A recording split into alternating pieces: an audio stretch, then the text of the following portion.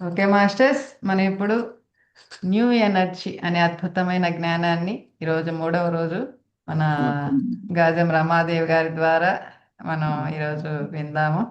నమస్తే విజయ్ కుమార్ గారు. నమస్తే. ఓకే, ఇంకా కాసేపు ఒక 5 minutes గ్రూప్ కాన్షియస్కి కనెక్ట్ అవుదాం.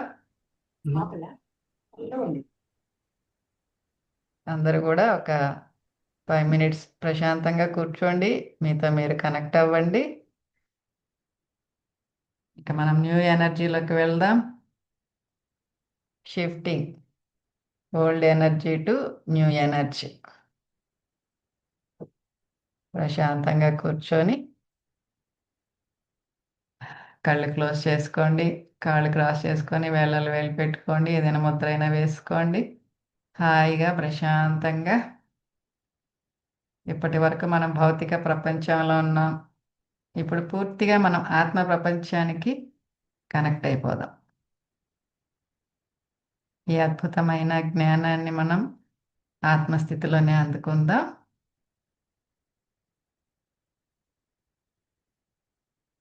ఒక్క నిమిషం పాటు అలా స్తబ్దుగా కూర్చోండి. ఏ ఆలోచనలు, ఏ భావాలు ఏమీ అవసరం లేదు. Be silence. కంప్లీట్ సైలెన్స్లోకి రండి. ఏదైతే మనకి నో బ్రెత్ సిచ్యువేషన్ ఉంటుందో అట్లా మనం భౌతిక స్థితి నుంచి ఆత్మస్థితికి కనెక్ట్ అయ్యే ముందు ఆ మధ్య భాగంలో నో బ్రెత్ సిచ్యువేషన్లో ఒక్క నిమిషం పాటు కంప్లీట్ సైలెంట్ మోడ్ అలా గమనించుకుంటూ సైలెంట్గా ఇప్పుడు మీ సహజ శ్వాసను గమనించడం మొదలుపెట్టండి. ఈ భౌతిక స్థితి నుంచి ఆత్మస్థితికి కనెక్ట్ చేసే శ్వాసధార. సోహం. ఉచ్ఛ్వాస నిశ్వాసాలను గమనిస్తూ ఉండండి.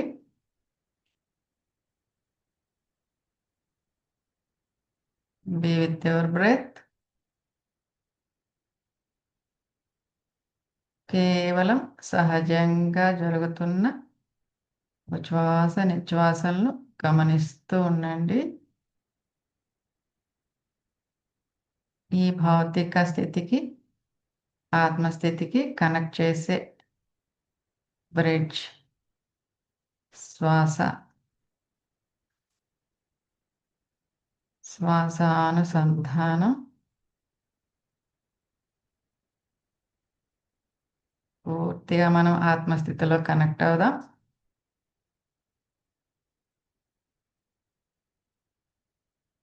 మీ వ్యక్తిగత ప్రొటెక్షన్ లేయర్ వేసుకొని మీ లోపల సరికానివన్నీ బయటికి రిలీజ్ చేసి ఆలస్యాన్ని అగ్నిలోకి పంపించి దహింపచేయండి, ప్రక్షాళన చేయండి. కాంతిగా మార్చి సృష్టికి సహాయకులుగా మారేలా సంకల్పం చేసుకోండి. వారాహి, ఆర్కేంజల్ మైకేల్ని ఇన్వైట్ చేసుకొని మీ వ్యక్తిగత ప్రొటెక్షన్ లేయర్ను ఆహ్వానించుకొని వేసుకోండి. పూర్తిగా మీ అంతరాత్మతో, పూర్ణాత్మతో కనెక్ట్ అవ్వండి. మీరే అది, అదే మీరుగా పూర్తిగా ఆత్మస్థితిలోకి షిఫ్ట్ అవ్వండి.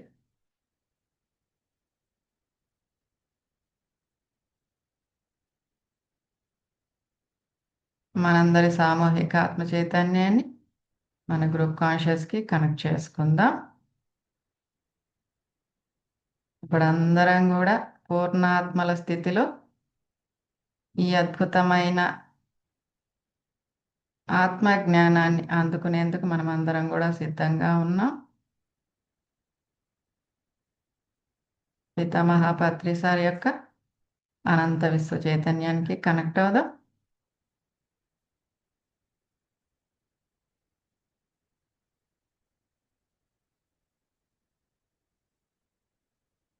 కంప్లీట్ జీరో మైండ్తో ఆత్మస్థితిలో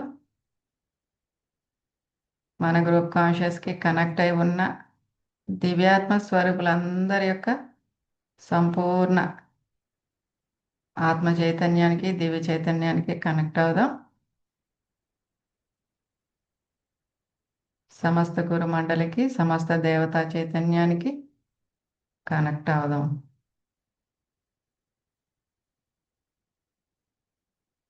ఇప్పుడు మనం ఏదైతే న్యూ ఎనర్జీ అనే అద్భుతమైన జ్ఞానాన్ని మన కథను మనమే ఇప్పుడు వింటూ పూర్తిగా అర్థం చేసుకుంటూ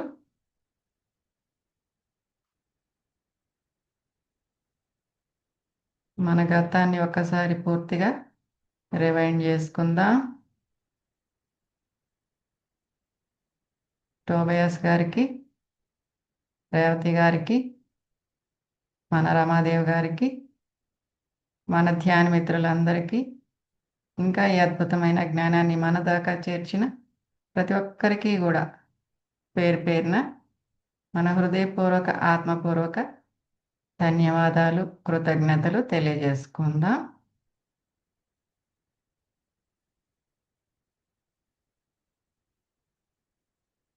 ఆర్కేంజల్స్ను ఇన్వైట్ చేసుకొని వారి సమక్షంలోనే ఈ జ్ఞానాన్ని మనం అందుకుందాం. మన బ్రహ్మాత్మ పరమాత్మ స్థితికి పూర్తిగా కనెక్ట్ అవుదాం.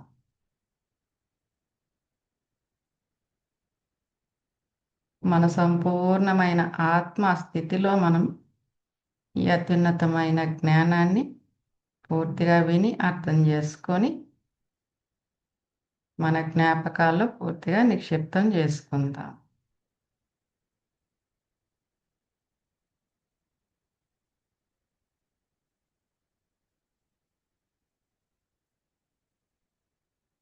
ఓకే మాస్టర్స్, మీరు 2 చేతి కళ్ళ మీద ఉంచుకొని 5, 4, 3, 2, 1 మీరు చేతులు చిరునవ్వుతో దర్శించుకుంటూ thank you so much all masters.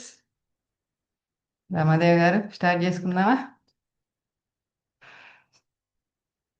నమస్తే మాస్టర్. మైక్ ఆన్ చేసుకో.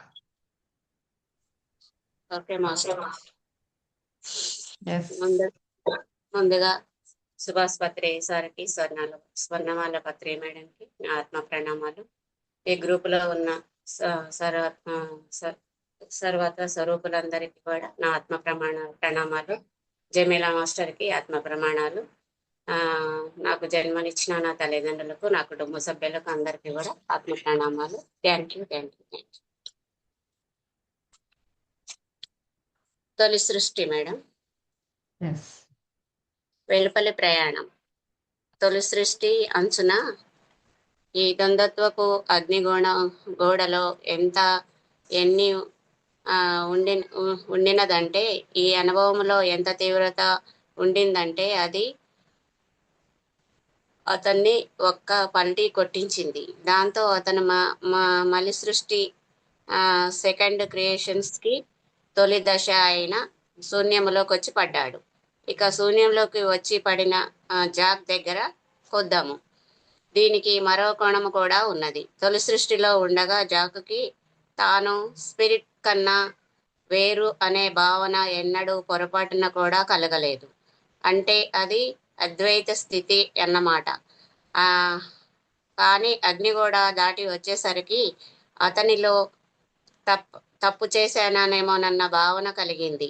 తాను ఎక్కడి నుంచి వచ్చాడో తిరిగి అక్కడికే చేరుకోవాలన్న తాపత్రయము, స్పిరిట్ నుంచి తాను వేరైపోయిన భావన, అదే అద్వైతము. తాను వేరు, స్పిరిట్ వేరు అని మొదటిసారిగా ఫీల్ అవసాగాడు. ఈ అద్వైత భావన జాక్ మనసులో ఉన్నది కానీ స్పిరిట్కి లేదు. ఈ పాయింట్ మనము పోరాదు. అయితే ఇదేది పొరపాటున అనుకోకుండా జరిగింది కాదు. స్పిరిట్తో అతను ఒప్పందము చేసుకున్నాడు. అన్వేషకుడిగా ఉంటానని, గోడ అవతల వైపున ఉన్న శూన్యంలోకి వెళతానని. స్పిరిట్తో ఒప్పందం చేసుకోవడం మేమిటి అని మనకు సందేహం కలగవచ్చు. జాక్ ప్రతి కదలిక స్పిరిట్కి ఆమోదమే. నిజం చెప్పాలంటే మనకు ఎలాంటి సంకల్ప స్వేచ్ఛ లేదు. ఎలా నడవాలో అలా నడవటం తప్ప మనకంటూ స్వేచ్ఛ లేదు. స్పిరిట్ తాను స్వయంగా ఈ ప్రకంపనాలకు దిగి అనుభవ అనుభవించలేదు కనుక ఈ స్పిరిట్ కోసము జాక్ తొలి సృష్టిని వదిలి వచ్చాడు. అతను చేసే ఏ పని స్పిరిట్ ఆమోదాన్ని పొందకుండా ఉండదు. ఇంకా కరెక్ట్గా చెప్పాలంటే స్పిరిట్ ఆమోదాన్ని పొందిన ఏ పనిని అతను చేయటం సాధ్యపడదు. ఆఫీస్ పని మీద హైదరాబాద్ వెళ్ళి రావాల్సి ఉన్నదనుకోండి. అక్కడికి వెళ్ళడం, కలవవలసిన వారిని కలవటం, పని పూర్తి చేసుకుని తిరిగి రావటం, వీటిల్లో మనకు ఎలాంటి స్వేచ్ఛ ఉండదు. అయితే ఇంటి నుంచి స్టేషన్కు ఆటో కానీ రిక్షా కానీ దేనినైనా వేసుకుని వెళ్ళడానికి మాత్రం స్వేచ్ఛ ఉంటుంది. అలాగే రైల్లో ఇతరుల సహకారంతో మనకు వచ్చిన ఏ బెర్త్ మీదనైనా పడుకునే స్వేచ్ఛ ఉంటుంది. మన అసలు పనికి ఆటంకం కానంత వరకు మనం చేసే ప్రతి పని ఆమోదయోగ్యమే. అలాగే మనం స్పిరిట్ పని మీద వచ్చాము. అసలు అతని సృష్టిలోని జ్ఞానతృష్ణ అనే ప్రోగ్రామింగ్ జరిగిపోయింది కదా. ఒరిజినల్ దేవుడిలో తన గురించి తాను తెలుసుకోవాలి అన్న కోరిక వల్లనే కదా మనమంతా ఏర్పడింది. ఆ కోరికలో నుంచే ఈ తృష్ణలో నుంచే కూడా ఈ సృష్టి మొదలయ్యింది కనుక జాక్ ఏ పని చేసినా దాని అనుభవానుసారము ఆ స్పిరిట్కి అందుకుంటుంది. లైవ్ టెలికాస్ట్ ద్వారా స్పిరిట్ జ్ఞానతృష్ణ జాక్ని నడిపిస్తుందని కూడా అనుకోవచ్చు. ఏదో కొత్తగా నేర్చుకుంటానంటూ బయలుదేరాడు. ఆ కొత్తదేది ఏమిటో, ఏమి నేర్చుకుంటాడో అతనికి తెలియదు, స్పిరిట్కి తెలియదు. ఆ కొత్తదనాన్నే ఇప్పుడు ద్వంద్వం అంటున్నాము. ద్వంద్వత్వము అనన్యమైనది. ద్వంద్వత్వము ఎక్కడి నుండి ఏర్పడింది? ఏకత్వం ఉన్న సృష్టి మూలము నుంచి ద్వంద్వత్వము ఎలా ఏర్పడింది? ద్వంద్వత్వం బయట ఎక్కడో లేదు, ఏకత్వం లోపలే ఉన్నది. ఇందుకు ఉదాహరణగా మనల్నే తీసుకుందాము. అపరిపక్వ దశలో ఉన్నప్పుడు మనకు బుద్ధి పుట్టినట్లు చేసుకుంటూ పోతాము. మన ఆలోచన సరళి మనకే అర్థం కాదు. ఎప్పుడు ఏ బుద్ధి ఎందుకు పుడుతుందో కూడా మనకే తెలియదు. అనుభవం పెరిగే కొద్దీ పరిపక్వత ఏర్పడే దాన్ని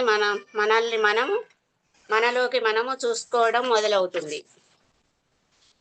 మొదలు పెడతాము. మనలోని ఒక్కొక్క గుణము మనకు అప్పుడు అర్థం కావడం మొదలు పెడుతుంది. ఇదే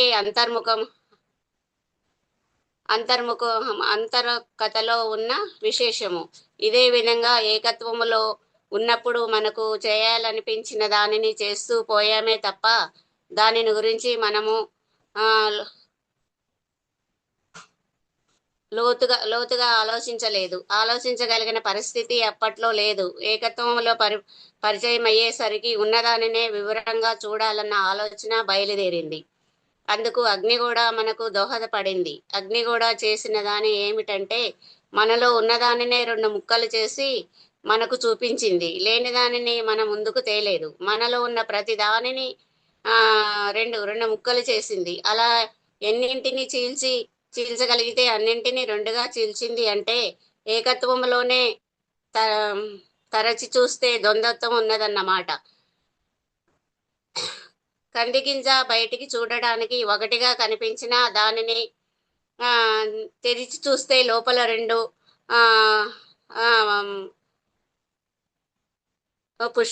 పుష్ప బద్దలు ఉన్నట్లుగా అగ్నిగోడను చీల్చే కార్యానికి రామాదేవి గారు స్పెట్స్ లేవా మీకు?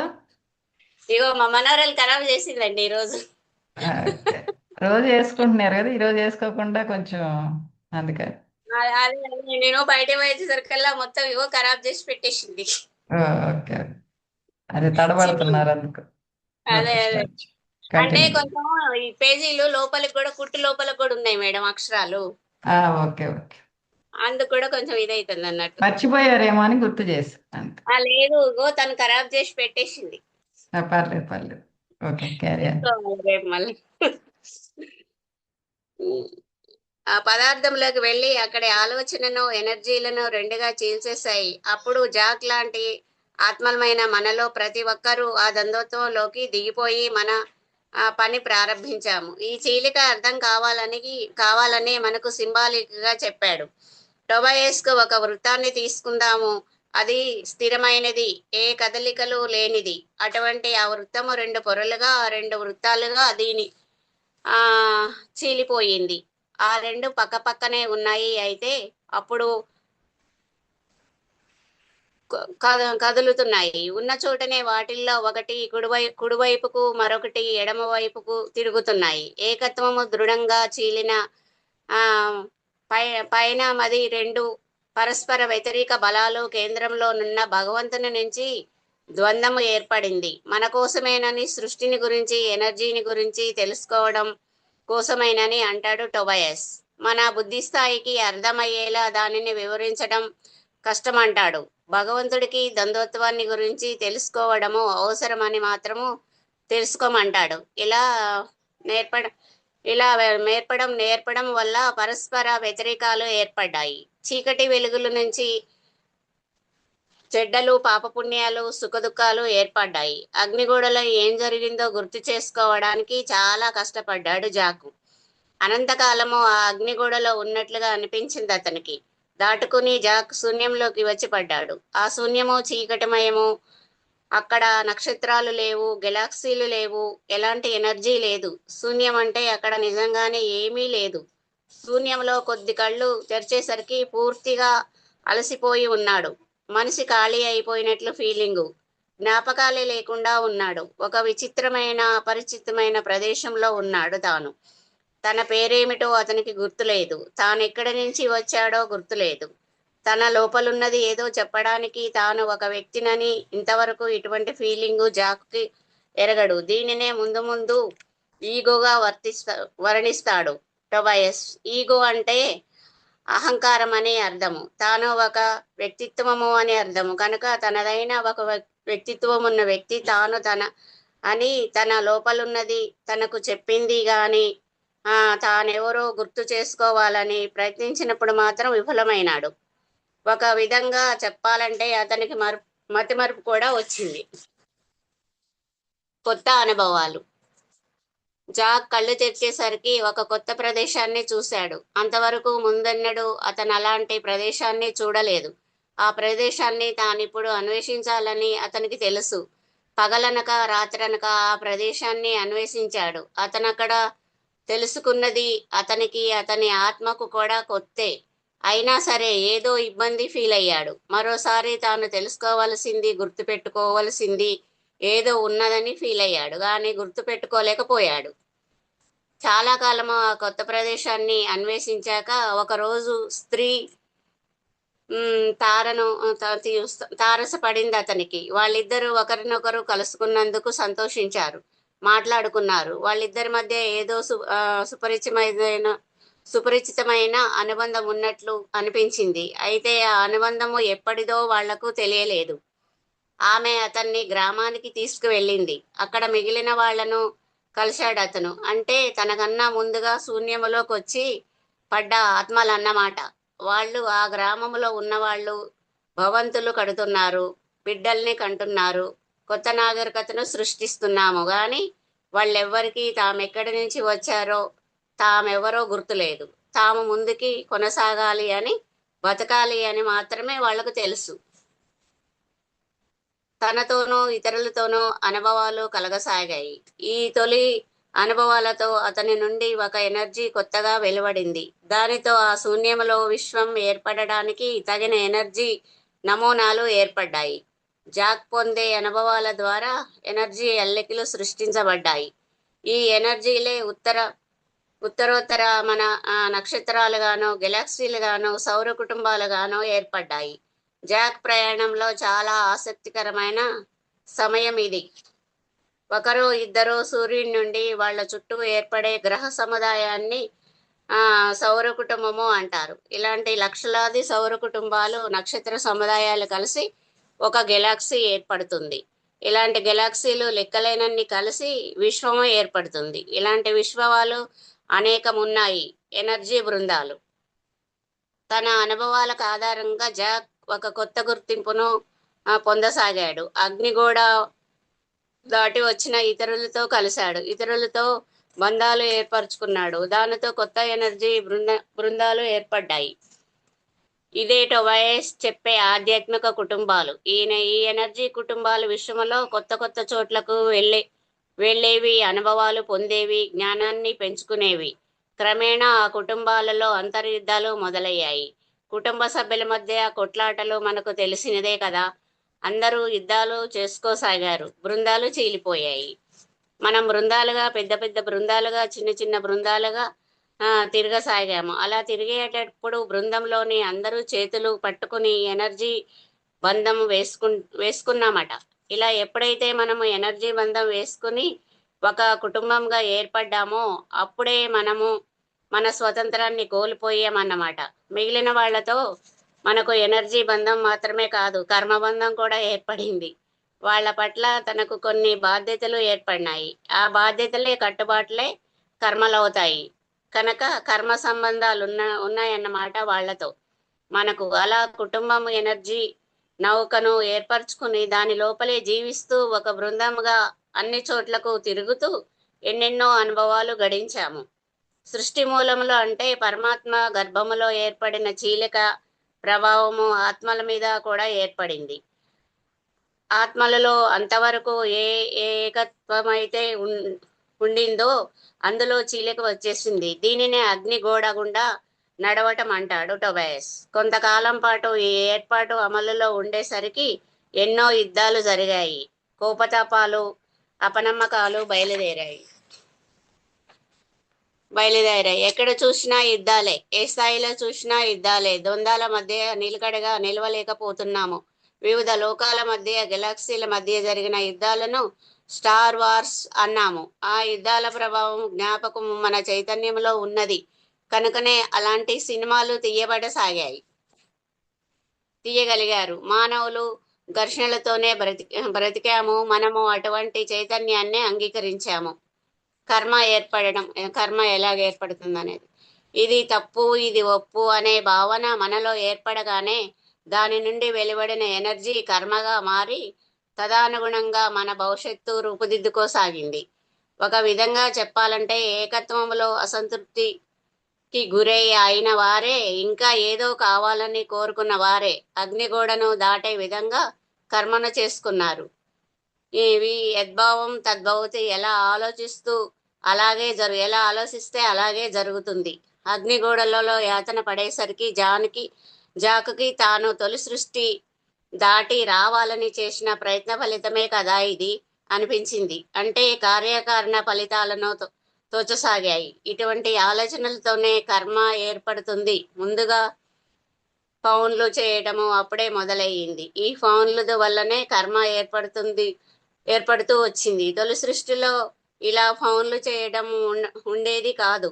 ఇది ద్వంద్వత్వంలో ఒక లక్షణము. భవిష్యత్తు ఇలా ఉండాలి అని ముందుగానే మనసులో అనుకునే చేసేయడము, ఆ దిశగా పని చేసుకుంటూ పోవడము. మనం చేసే ప్రతి ఆలోచన నుండి పుట్టే ఎనర్జీ నిర్జీవ పరిస్థితులు ఏర్పడడానికి కారణమవుతుంటుంది. వివిధ లోకాలను సృష్టించగలుగుతున్న ఆత్మలు సైతం ఇలా కర్మను కూడబెట్టుకుంటున్నాయి. ద్వంద్వత్వంలో ఇంకా కర్మ ఏర్పడము తప్పనిసరి అవుతుంటుంది. దీని గురించి మనము నెగిటివ్గా ఆలోచించరాదు. ఇది ద్వంద్వత్వపు లక్షణము. శూన్యంలో సృష్టి. కాంతిజీవులైన ఆత్మలు తమ తమ సృజనాత్మకతను బట్టి వివిధ రకాల లోకాలు సృష్టిస్తారు. నక్షత్రాలు, గ్రహాలు, గెలాక్సీలు, విశ్వాలు అన్నింటినీ సృష్టిస్తున్నారు.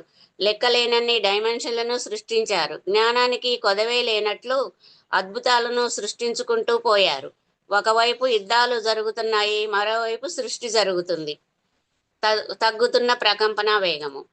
ఈ గందరగోళ పరిస్థితుల్లో అగ్నిగోళ ప్రభావము తనలో తెచ్చిన మార్పును సర్దుకోవడము జాక్ ఇంకా నేర్చుకుంటున్నాడు.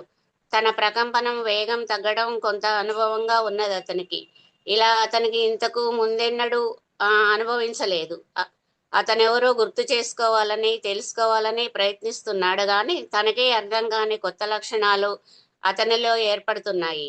జాకులో సాంద్రత పెరుగుతుంది. అతని ఉనికి శరీరం భారం కాసాగింది. ఈ భారం జాక్కి నచ్చలేదు. తన ఎనర్జీ నెమ్మదించడము, ఆ తేజోతత్వము నుంచి ఎలక్ట్రాతత్వానికి ఎలక్ట్రో మ్యాగ్నెటిక్ స్థాయి దిగుతూ రావడము అతనికి నచ్చలేదు. దీని నుంచి బయటపడాలనుకుంటున్నారు కానీ ఎలా బయటపడాలో తెలియదు. నానాటికి అతని సాంద్రత పెరుగుతుంది.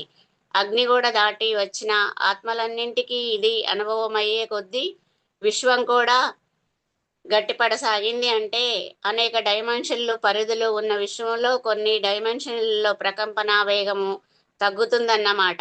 గ్రహాలు రూపుదిద్దుకుంటూ ఘనీభవించసాగాయి. ప్రకంపన వేగము తగ్గుతూ ఒక్కో దిగువ ప్రకంపన స్థాయికి వచ్చే కొద్దీ ఒక్కో కొత్త డైమెన్షన్ ఏర్పడసాగింది. ఆ మార్పులేవి మనకప్పట్లో నచ్చలేదట. పతనమైపోతున్నామన్న ఫీలింగు మనలో ఏర్పడింది. మన ఎనర్జీ, మన ప్రకంపనాలు వేగము తగ్గుతున్నాయి. మనం ఎవరమో ఎక్కడి నుంచి వచ్చామో మనకిక ఎన్నటికీ గుర్తుకు రాదేమో ననిపించింది. అంతకు ముందు మనలో ఉండిన ఉన్నత స్థాయి ప్రకంపనాలను ఆ పట్టుకోవడానికి తాపత్రయం పడుతూ పెరగసాగింది. అగ్నిగోడను తిట్టుకున్నాము. యుద్ధాలకు కారణము, యుద్ధాలు ఎందుకు జరుగుతాయి అనే దానికి కారణం. అన్ని లోకాలను ప్రతి చోట జీవులు అటు పూర్తిగా ముందు వెలుపల వైపుతో లేక ఇటు పూర్తిగా చెడు చీకట్ల వైపుతో మో మగ్గిపోయాయి. అనేక కరెక్ట్తోనే కరెక్ట్ అనుకోసాగారు. లోకాల మధ్య, విశ్వాల మధ్య యుద్ధాలు జరుగుతున్నాయి. ఇవే మన దానవ యుద్ధాలు కదా. అసలు యుద్ధాలు ఎందుకు జరిగాయో మనం తెలుసుకోవడం చాలా అవసరము. ఒక యాక్సిడెంట్ వల్ల ఒక వ్యక్తి తన జ్ఞాపక శక్తిని పోగొట్టుకుంటున్నట్లు మనము అగ్నిగోడ వల్ల మన పూర్వ చరిత్రను దాదాపుగా అగ్నిగోడ ఘట్టానికి పూర్వము ఆనందంగా ఉండేవాళ్ళమన్న విషయము కనుక తిరిగి వెళ్ళిపోవాలన్న తాపత్రయం మనలో బయలుదేరింది. అగ్నిగోడ నుంచి బయటపడే నాటికి మనము కాంతి శరీరధారులుగా ఉండినాము. మన ప్రకంపనాలు వేగము తగ్గుతున్న విషయాన్ని మనం గ్రహించాము. ఇంటికి తిరిగి వెళ్ళాలన్న తాపత్రయము అధికం కాసాగింది. ఈ ప్రకంపనాలను పెంచుకుంటే సరిపోతుందనిపించింది. దానిని పెంచుకోవడానికి మనకు అప్పట్లో ఒకే ఒక మార్గంతో వచ్చింది. అదేమిటంటే ఇతరుల నుంచి ఎనర్జీని తీసుకోవడము. తాము ఎనర్జీని ఇచ్చేయడానికి ఆ పరిస్థితులలో ఎవరు సిద్ధంగా ఉండరు కదా. కనుక ఇతరుల ఎనర్జీని పొందడానికి ఏకైక మార్గము బలప్రయోగము వల్ల, యుద్ధము వల్ల దానిని బలవంతంగా తీసుకోవడము, లేదా మోసం చేసి దొంగతనముగా తీసుకోవడము. అలా యుద్ధాలు, ఎనర్జీ దొంగతనాలు ఏర్పడ్డాయి. మనందరము అప్పట్లో ఈ పనులు చేసిన వాళ్ళమే. మరణాలు. మనం గందరగోళంలో ఉన్నాము. మన విశ్వములో భయంకరమైన యుద్ధాలు జరుగుతున్నాయి.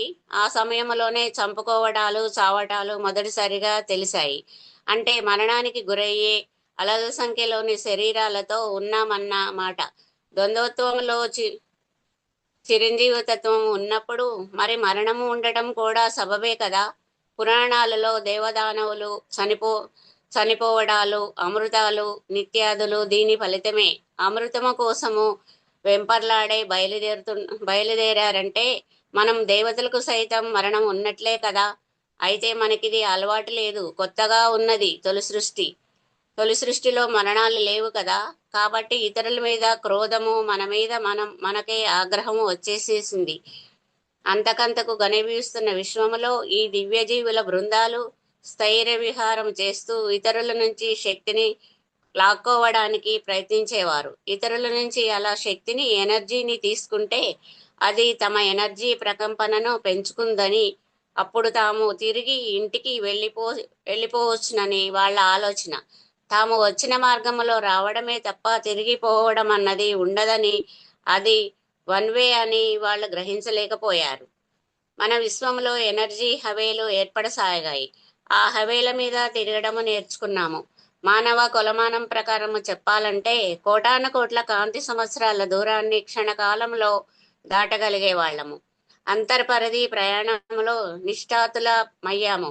ఒక పరిధి నుంచి ఇంకో పరిధిలోకి తేలికగా వెళ్ళిపోతుండే వాళ్ళము.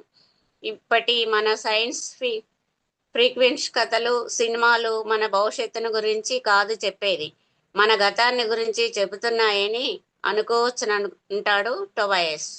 విశ్వమంతటా ఏర్పడుతున్న ఈ ఘనీయ చర్యను మనము నిరోధించాలని ప్రయత్నించాము. విచిత్రమైన అనుభవాలు రావడం మొదలయ్యింది. మనకు ఘనీభవించి ఉన్న విశ్వము తగలసాగింది. అలవాటుగా వాటి గుండా వెళ్ళిపోవాలనుకుని ముందుకు సాగి వాటిని ఢీకొని సాగాము. ఇంతకు ముందుగా వాటి గుండా వెళ్ళలేకపోతున్నాం. ఇప్పుడు ఎనర్జీ గుండా పోలేకపోతుంది. నక్షత్రాలు మనకు తగులుతున్నాయి, గ్రహాలు తగులుతున్నాయి, ఉల్కలు, అస్ట్రాయిడ్లు కూడా తగులుతున్నాయి. ఇలా అన్ని తగులుతుంటే మనకు ఆశ్చర్యం, కోపము వచ్చాయి. ఈ యుద్ధాలు ఎంతో కాలంగా జరుగుతూ వచ్చాయి. అంతకంతకు వాటి సీరియస్నెస్ కి పెరిగింది. మన ప్రపంచ యుద్ధాలు లాగా ఈ యుద్ధాలే ద్వంద్వత్వానికి రూపాన్నిచ్చి విస్తరింపజేశాయి. యుద్ధాలు తీవ్రతరమై ద్వంద్వత్వాన్ని బలోపేతం చేశాయి. శూన్యములో ఒక నూతన వాస్తవం రూపుదిద్దుకోసాగింది. నక్షత్రాలతో, గెలాక్సీలతో భౌతిక విశ్వం ఏర్పడింది. ఒకవైపు సృష్టి జరుగుతున్నది, మరోవైపు యుద్ధాలు జరుగుతున్నాయి.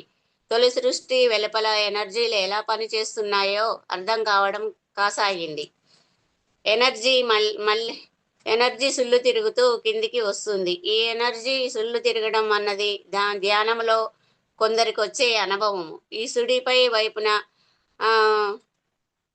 కూర్చోగానే కిందికి రాను వెడల్పు ఎక్కువవుతూనూ ఉంటుంది. ధ్యానులు అనుభవాలలో ఇదే సుడిలో ఎనర్జీ కింది నుంచి పైకి వెళ్ళడం లేదా చుట్టూ కొలత తగ్గుతూ అంతకంతకి వేగం పుంజుకుంటూ పోతున్నట్లు కనపడుతుంది.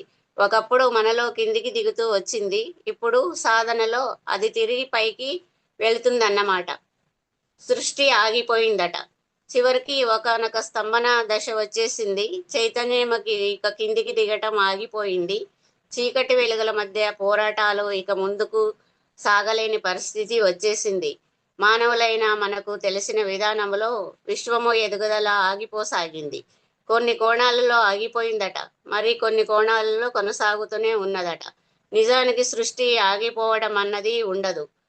ఆ అగుదల కూడా ఒక ఎదుగుదలే అవుతుంది. ఆటంకమే కదా బుద్ధికి పదును పెట్టేది. అప్పుడు ఆ ఆటంకములో కూడా మనము ఒక అడుగు ముందుకు పోతున్నట్లే కదా. మనం ఒక కోణంలో మాత్రమే చూసి ఆగిపోయింది అనుకుంటాము. మరో కోణంలో మనము ఆలోచించటానికి ఆ ఆటంకమే మనకు సహకరిస్తుంది. కనపడడానికి సృష్టి ఆగిపోతుందేమో గాని ఎదుగుదలలో ఆగిపోనే లేదు. పాల్గొంటున్న ఏ పక్షము వారికి విజయము లభించటం లేదు. అన్ని పక్షాల వాళ్ళు అలసిపోయారు, విసిగిపోయారు. విశ్వంలో ఎనర్జీ విస్తరించడము, పని చేయడము ఆగిపోయింది. దీనినే గ్రిడ్ లాక్ అనవచ్చును అంటాడు టొబయస్.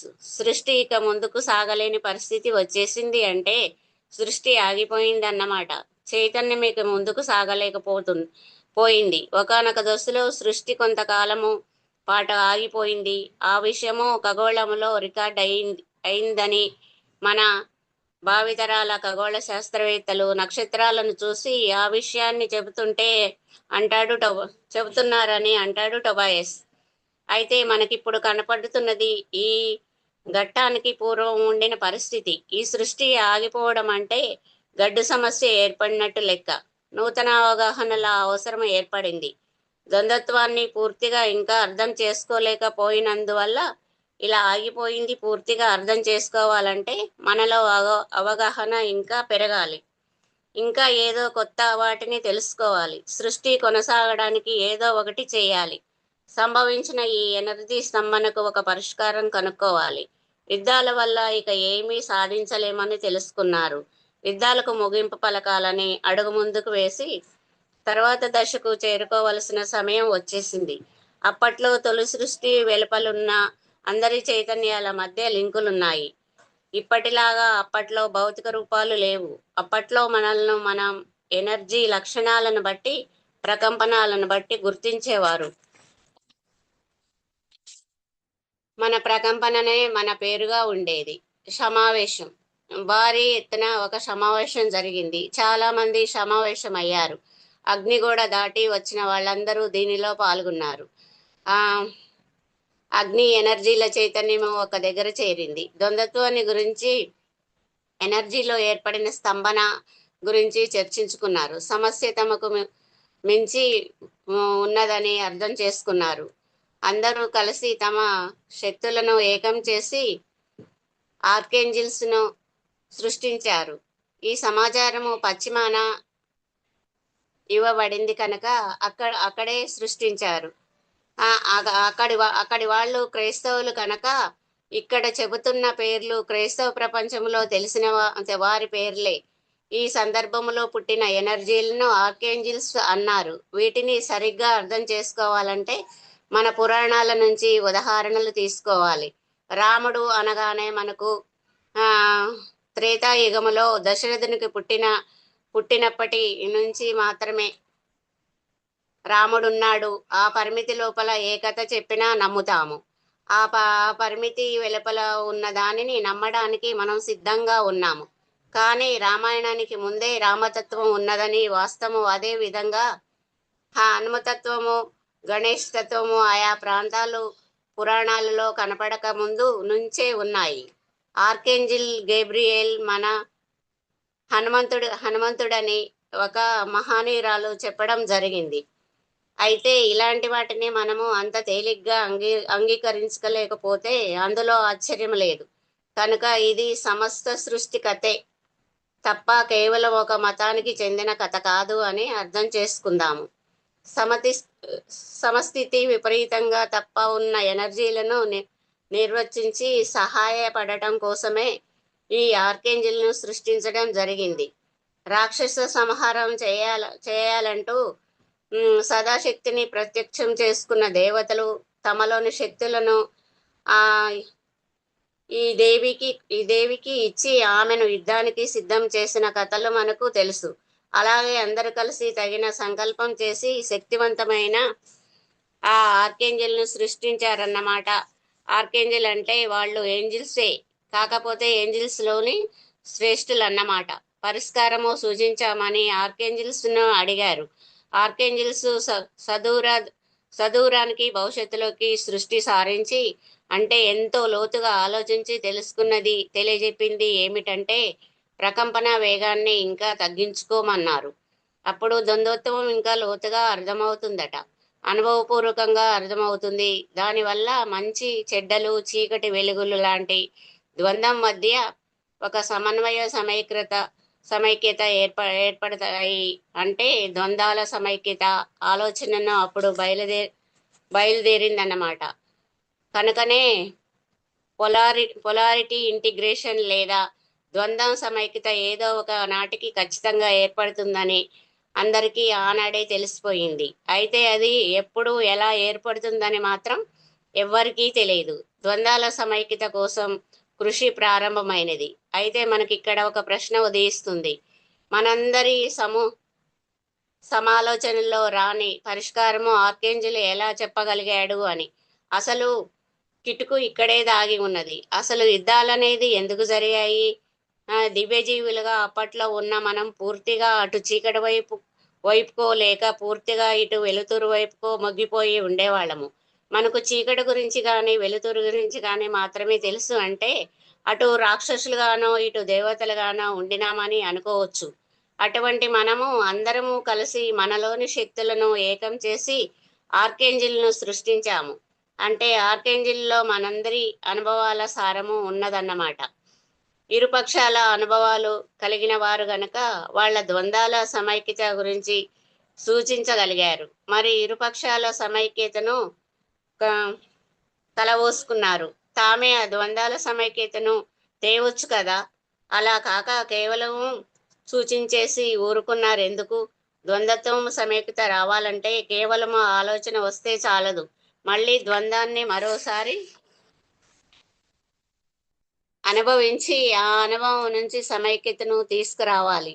ఈ వివరము ముందు ముందు మనకు బోధపడుతుంది. పైగా మరో విషయం ఏమిటంటే ఆర్కేంజిల్స్ ను సృష్టించినప్పుడు ఆ, సూచించమని మాత్రమే వా వాళ్ళను ప్రోగ్రామింగ్ చేశారు. సూచించడంతో వాళ్ళ బాధ్యత తీరిపోయింది అనుకున్నారు. ఇక చేయవలసిన పనిలోకి మనం దిగిపోయాము.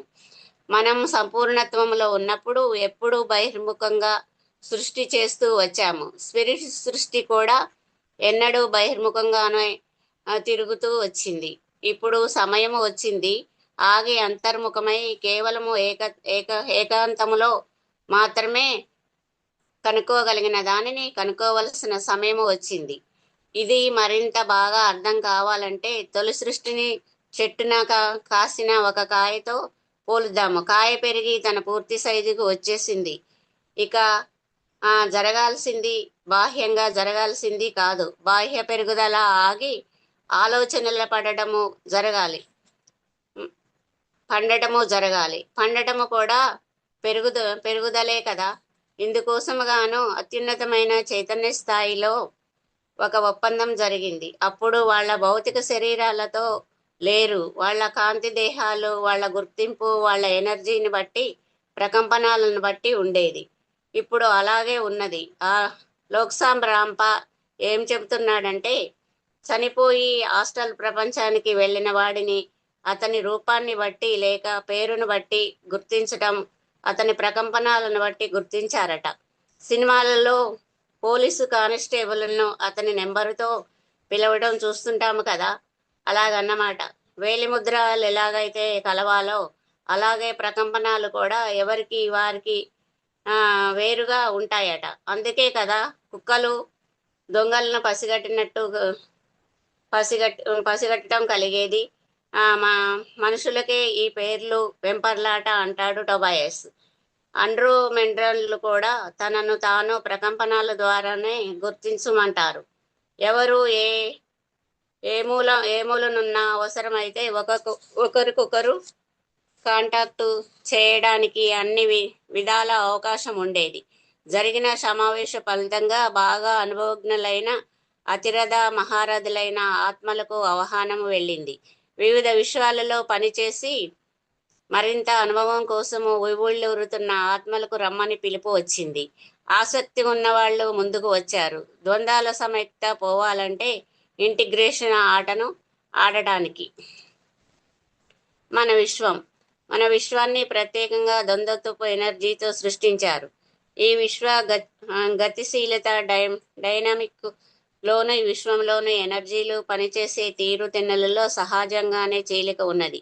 అగ్ని కూడా కవతల జరిగిన సృష్టి మొత్తం ద్వంద్వత్వాన్ని ఆధారం చేసుకునే జరిగింది. కానీ మన విశ్వంలో ద్వంద్వత్వ పునాది మరింత లోతుగా ఉన్నది. ముందుకొచ్చిన వాళ్ళు ఈ విశ్వంలో లోకాలను సృష్టించారు. ఈ లోకాలలో జీవిస్తూ ద్వంద్వాల సమైక్యత ఆటను ఆడసాగారు.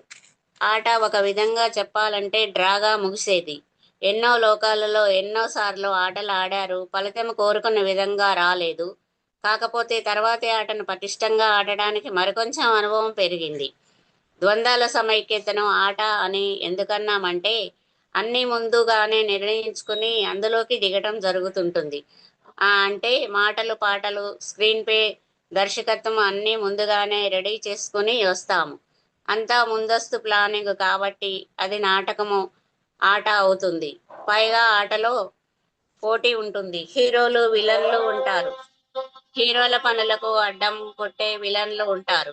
ఇవన్నీ అప్పుడు మన అనుభవాలు అయితే ఆ హీరోల విలన్ల కథల్ని అవసరం ఉన్నంత వరకు మాత్రమే చూద్దాము. మళ్ళీ ఆలోచన మొదలైంది. ఆట కొనసాగాలి. అయితే అనుకున్న ఫలితము ఈసారి రావాలి. అలా రావాలంటే అంతా పగడబందీగా ఆడాలి. అందుకోసం గాను ఒక కథనం ప్రకారము 1-2 విశ్వాల వాళ్ళు, మహా అనుభవజ్ఞులు, జ్ఞానవంతులు అయిన వాళ్ళు ఒక దగ్గర చేరి సమాలోచన చేసి ఒక నిర్ణయానికి వచ్చారు. ఈ విశ్వంలోని ఈ పాలపుంతలోని ఒక మారుమూలన ఏకాంత ప్రదేశంలో ఒకే సూర్యుడు ఉండేవాడు. సౌర కుటుంబాన్ని సృష్టించాడు. విశ్వములో ఇద్దరు సూర్యులు సౌర కుటుంబాలు మన ఊహ కందవు గాని ఉండగా వాటిల్లో లెక్కకు మించినన్ని జీవ జాతులుండగా ఈ ఒకే సూర్యుడన్న సౌర కుటుంబాలలో సూర్యుడికి తగినంత దూరంలో ఒక గ్రహాన్ని సృష్టించారు, అదే భూమి. అప్పట్లో మన కొంత విశ్వంలో ఎంతెంత మందో ఏంజిల్స్ ఉండేవాళ్ళు. ఈ భూమి మీదికి రావాలని వాళ్ళల్లో ఎందరికో కోరిక. అయితే అనుభవం తక్కువగా ఉన్నందువల్ల వాళ్ళు సాహసించలేకపోయారు. ఒక ప్రత్యేకమైన పొలారిటీ ఇంటిగ్రేషన్ ఆట ఇక్కడ ఆడబోతున్నారు అని.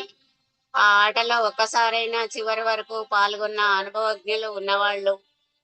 అది డ్రాగా ముగిసిన అనుభవమే అయినా పర్వాలేదు, ఆసక్తి ఉంటే ముందుకు రావచ్చునని పిలుపు వెళ్ళింది. పాల్గొన్న అనుభవం ధైర్యాన్ని ఇస్తుంది.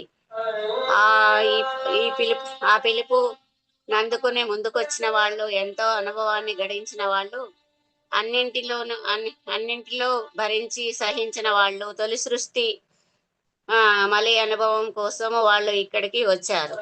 ఆ ఆత్మలు లేదా దివ్య జీవులు ఎంతో ఉత్సాహంగా వచ్చారు. అలా వచ్చిన వారిని ఒక ప్రత్యేకమైన ఏంజిల్స్ బృందంగా సెలెక్ట్ చేశారు. వాళ్లతో ఒప్పందం జరిగింది. ఆ ఒప్పందం ప్రకారము ఎంపిక చేయబడ్డ ఏంజిల్స్ పదుగురు లాభం కోసము కొన్ని పనులు చేయాలి. అందులోనే వారి బాగు కూడా ఇమిడి ఉన్నది. వాళ్ళు కొన్ని విషయాలు తెలుసుకున్నారు. ఏమిటి వాళ్ళు తెలుసుకున్న విషయాలు? ఆ ఒప్పందం మరో కొత్త అనుభవం కోసం, నలుగురు బాగు కోసము ముందుకొచ్చిన ఏంజిల్స్ విశ్వకర్తలతో ఎలాంటి ఒప్పందం చేసుకున్నారో తెలుసుకుందాము. పరస్పర విరుద్ధ గుణాలైన ద్వంద్వత్వాన్ని మరింత లోతుగా అర్థం చేసుకోవాలి. దేనినైనా అర్థం చేసుకోవాలంటే అందులోకి పూర్తిగా దిగినప్పుడే దానిని అనుభవపూర్వకంగా తెలుసుకోగలుగుతాము. అలా అనుభవపూర్వకంగా తెలుసుకోవాలంటే తమ ప్రకంపన వేగాన్ని, ఫ్రీక్వెన్సీ అంటే అలా సంఖ్యను తగ్గించుకుంటూ రావాలి, అంటే తమ సాంద్రత ఇంకా పెంచుకోవాలి అన్నమాట. కొత్తగా రూపొందుకున్న మన విశ్వంలో మనం ఏంజిల్స్గా ఉన్నప్పుడు ఆలోచించినంత వేగంగా సృష్టిస్తుండే వాళ్ళము. ఆలోచన రూపొందిన క్షణంలోనే అనుకున్న ఆకృతి ఏర్పడిపోయేది. ఒక్కోసారి అది మన చేయి దాటిపోయేది. ఒక్కోసారి అసలు మనం ఇరు పక్షాలలో ఏ పక్షాన ఉన్నామో మనకే అర్థం కాని పరిస్థితి అనుకున్నది. అప్పట్లో ఎంత వేగంగా జరిగిపోయేదంటే మనకు వచ్చిన ఆలోచన వల్ల మనకు మేలు జరుగుతుందా లేక కీడు జరుగుతుందా అనేలా ఆలోచించే అర్థం చేసుకునేలోగానే పని జరిగిపోయి ఉండేది. మన ఎనర్జీని ఎలా కంట్రోల్ చేయాలో మనకే అర్థం కాలేదు. దాంతో వ్యవహారాలు చేయి దాటిపోయాయి అనిపించింది. దానితో పాటుగా మన శక్తులు తగ్గించుకోవాలి, పరిమితం చేసుకోవాలి, తాత్కాలికంగా వదులుకోవాలి, వాటి గురించి మరచిపోవాలి, అజ్ఞానాన్ని పులుముకోవాలి. భూమి అనబడే ప్రదేశానికి వాళ్ళు వెళ్ళాలి. అక్కడ భౌతిక పదార్థ స్వరూపాన్ని వాళ్ళు తీసుకోవాలి. అయితే అది అనుభవంలో ఎలా ఉంటుందో మాత్రము ఎవ్వరికీ తెలియదు. సాహసించగలిగిన వాళ్లే ఇందులోకి దిగాలి. మరో సంగతి ఏమిటంటే తామెవరో వాళ్ళు పూర్తిగా మర్చిపోయి అజ్ఞానులతో బతకాలి. మన మరణ చక్రము గుండా నడవాలి. అంటే అనేక జన్మలు ఎత్తాలి. గతంలోని ఏ ప్రయాణం వల్ల ఏ అనుభవం పొందామో, ఏ అనుభవాల సారము వల్ల తాము ఈ స్థితికి వచ్చారో దానిని మర్చిపోవాలి. విశ్వంలో తాము చేసిన యుద్ధాల గురించి మర్చిపోవాలి. అగ్నిగోడ గుండా రావడాన్ని మర్చిపోవాలి. ఏ రాజ్యము నుంచి వచ్చామో ఆ విషయము మర్చిపోవాలి. ఇలా అన్నీ మర్చిపోయినప్పుడు స్వచ్ఛమైన మనస్సుతో ద్వంద్వత్వాన్ని అధ్యయనాలు చేయగలుగుతాము. అందువల్లే ఆవల వైపున వచ్చిన అనుభవాలే తిరిగి ఇక్కడ వస్తాయి. ఇక్కడ ఉండిన స్వార్థము, మోసము, సమతుల్యత లోపమైన ఇవన్నీ భూమి మీద కూడా అనుభవం అయ్యాయి మనకు. ఆ అనుభవం ద్వారా మనము తొలి సృష్టిని దాటి వచ్చినప్పటి నుంచి ఒక సైకిల్ని ఆవృత్తి పూర్తి చేసుకుంటాము. ఆ వృత్తి అని ఎందుకంటున్నామంటే అగ్నిగోడ దాటాక ఇంతవరకు మనము ద్వంద్వత్వాన్ని అనుభవించాము, కానీ అది మనకు సరిగ్గా అర్థం కాలేదు. ప్రకంపన వేగము తగ్గితే అదే ద్వంద్వత్వము పూర్తిగా అర్థమవుతుంది. అంత దిగువ ప్రకంపనంలోకి దిగటం వల్ల అగ్నిగోడ దాటే ముందు మనమెవ్వరము మనకు గుర్తుకొస్తుంది. కనుక ఇది సరికొత్త ప్రారంభం కావాలి. అప్పుడే వాళ్లకు స్పిరిట్కి ద్వంద్వత్వం అనేది అర్థమవుతుంది. రెండుగా ఉన్నప్పటి తత్వము అర్థమవుతుంది. కనుక పాత జ్ఞాపకాలను తాత్కాలికంగా చెరిపివేసుకోవాలి. అయితే ఇది ఎంతకాలం పాటు అనేది మాత్రము తెలీదు. వచ్చిన పని పూర్తయ్యే వరకు అవి మాత్రం మాత్రం తెలుసుకోవాలి. ద్వంద్వత్వం అనే ఆ పెద్ద చెరువులోకి ఎవరో ఒకరు దూకాలి. అయితే దిగాక వీళ్లకు సహాయకులుగా కొందరుంటారు. అనుసంధానకర్తలు అంటే లింకులు లాంటి వాళ్ళు. ద్వంద్వత్వాన్ని పూర్తిగా అర్థమయ్యాక అప్పుడు ఆ ద్వంద్వాలను సమైక్యపరుచుకుంటూ తిరిగి తమ పూర్వదశకు వచ్చేయాలి. వాళ్ళు ఇది వాళ్ళు తెలుసుకున్న విషయము. ఇది ఆ ఒప్పంద సారాంశము. ఇది ఇంతవరకు ఎవరు నడవని బాట. ఎలా ఉంటుందో తెలియదు గనక ఇది నిజంగానే చాలా గొప్ప సాహసం అవుతుంది. సాహసాలు కోరుకునే వారికి కళ్ళ ఎదుట సాహసానికి అవకాశం దొరికితే వెనకాడతారా? లేదు కదా. అందుకే చాలా ఉత్సాహంగా సంతోషంగా ముందుకు వచ్చారు. ఆ అనుభవం ద్వారా తాము రాజ్యము వదిలినప్పటి నుంచి అప్పటి వరకు వాళ్లకొక పూర్తి సర్కిల్ లేదా అవృత్తి తిరిగినట్లవుతుందన్నమాట. భూమి మీదికి రావడం వల్ల అగ్నిగోడ దాటక ముందు తామెవరో గుర్తొస్తుంది. గతం హీలైపోతుంది. కర్మక్షయం జరిగిపోతుంది. అగ్నిగోడ గుండా వచ్చేటప్పుడు పడిన బాధనంతా అది మాన్పుతుంది. పురిటి నొప్పుల బాధంతా ఆ తల్లి పడ్డ ముఖం చూడగానే కొంత ఉపశమించినట్లు శూన్యంలో నుంచి విశ్వాన్ని సృష్టించినప్పటి బాధంతా శూన్యమవుతుంది. భూమి మీద జన్మలు తీసుకోవడం, అందుకే సృష్టికర్తలుగా లోకాలను విశ్వాలను సృష్టించిన వాళ్ళు అన్నింటికీ సిద్ధపడి ముందుకొచ్చారు. ఇంత గొప్ప అవకాశం వస్తే వినియోగించుకోవాలని చాలా మంది ఉవ్విళ్ళూరుతున్నారు. కానీ పిలుపు నందుకుని స్వచ్ఛందంగా సాహసించి ముందుకు వచ్చిన వాళ్ళు మాత్రం కొందరే. ఆ కొందరు మనమే. కంటిన్యూ చేయాలా మేడం?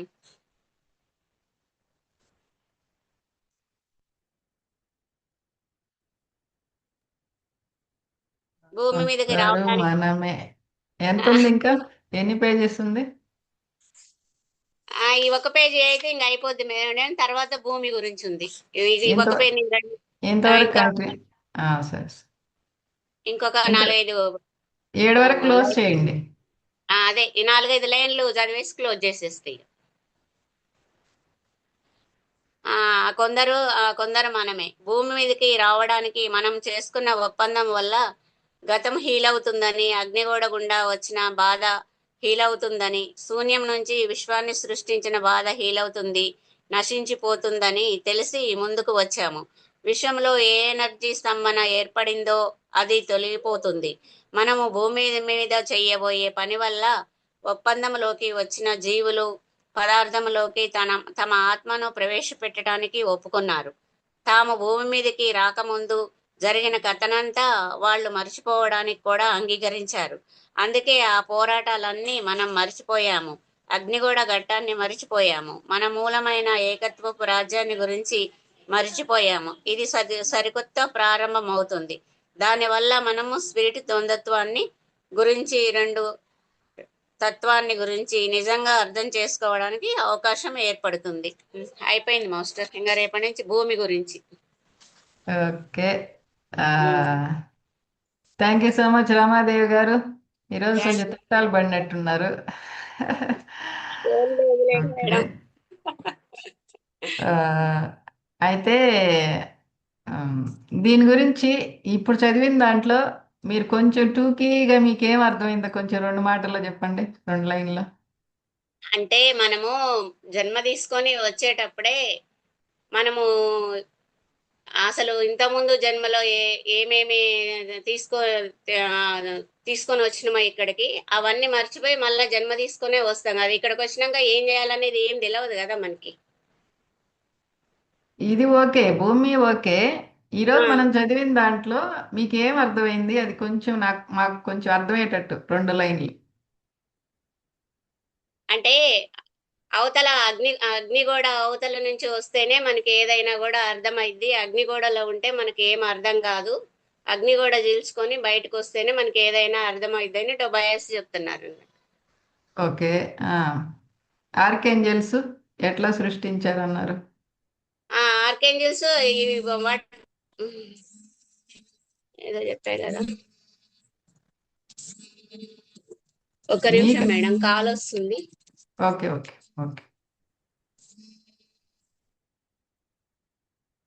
ఓకే మాస్టర్స్, మీరెవరైనా దీని గురించి కొంచెం క్లారిటీ ఇవ్వగలరా? మన masters, grand masters, great masters.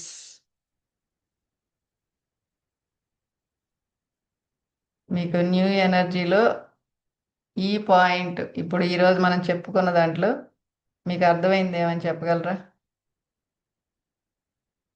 మాకు అర్థమయ్యేటట్టు.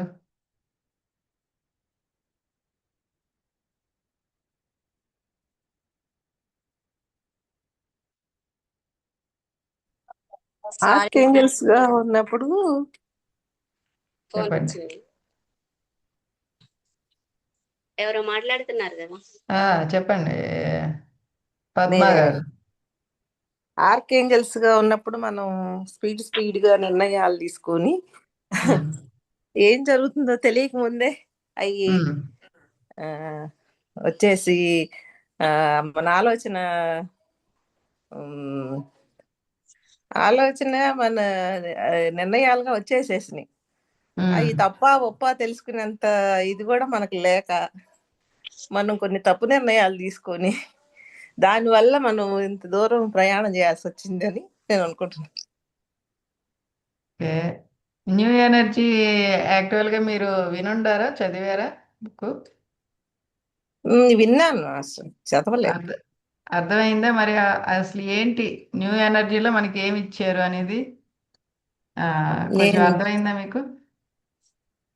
కొంచెం అర్థమైంది అసలు. మన ప్రయాణం ఎలా మొదలైంది, అసలు ఎందుకు మనం భూమి మీదకి వచ్చాం, ఇప్పుడు ఈ దేహాల్లో ఎందుకు ఉండం అనేది ఏమన్నా కొంచెం ఆ, అర్థమైంది? ఇప్పుడు ఈ రోజు మనం చెప్పుకున్న దాంట్లో మీకు అర్థమైంది 2 పాయింట్లు చెప్పండి, మేము కూడా కొంచెం తెలుసుకుందామని.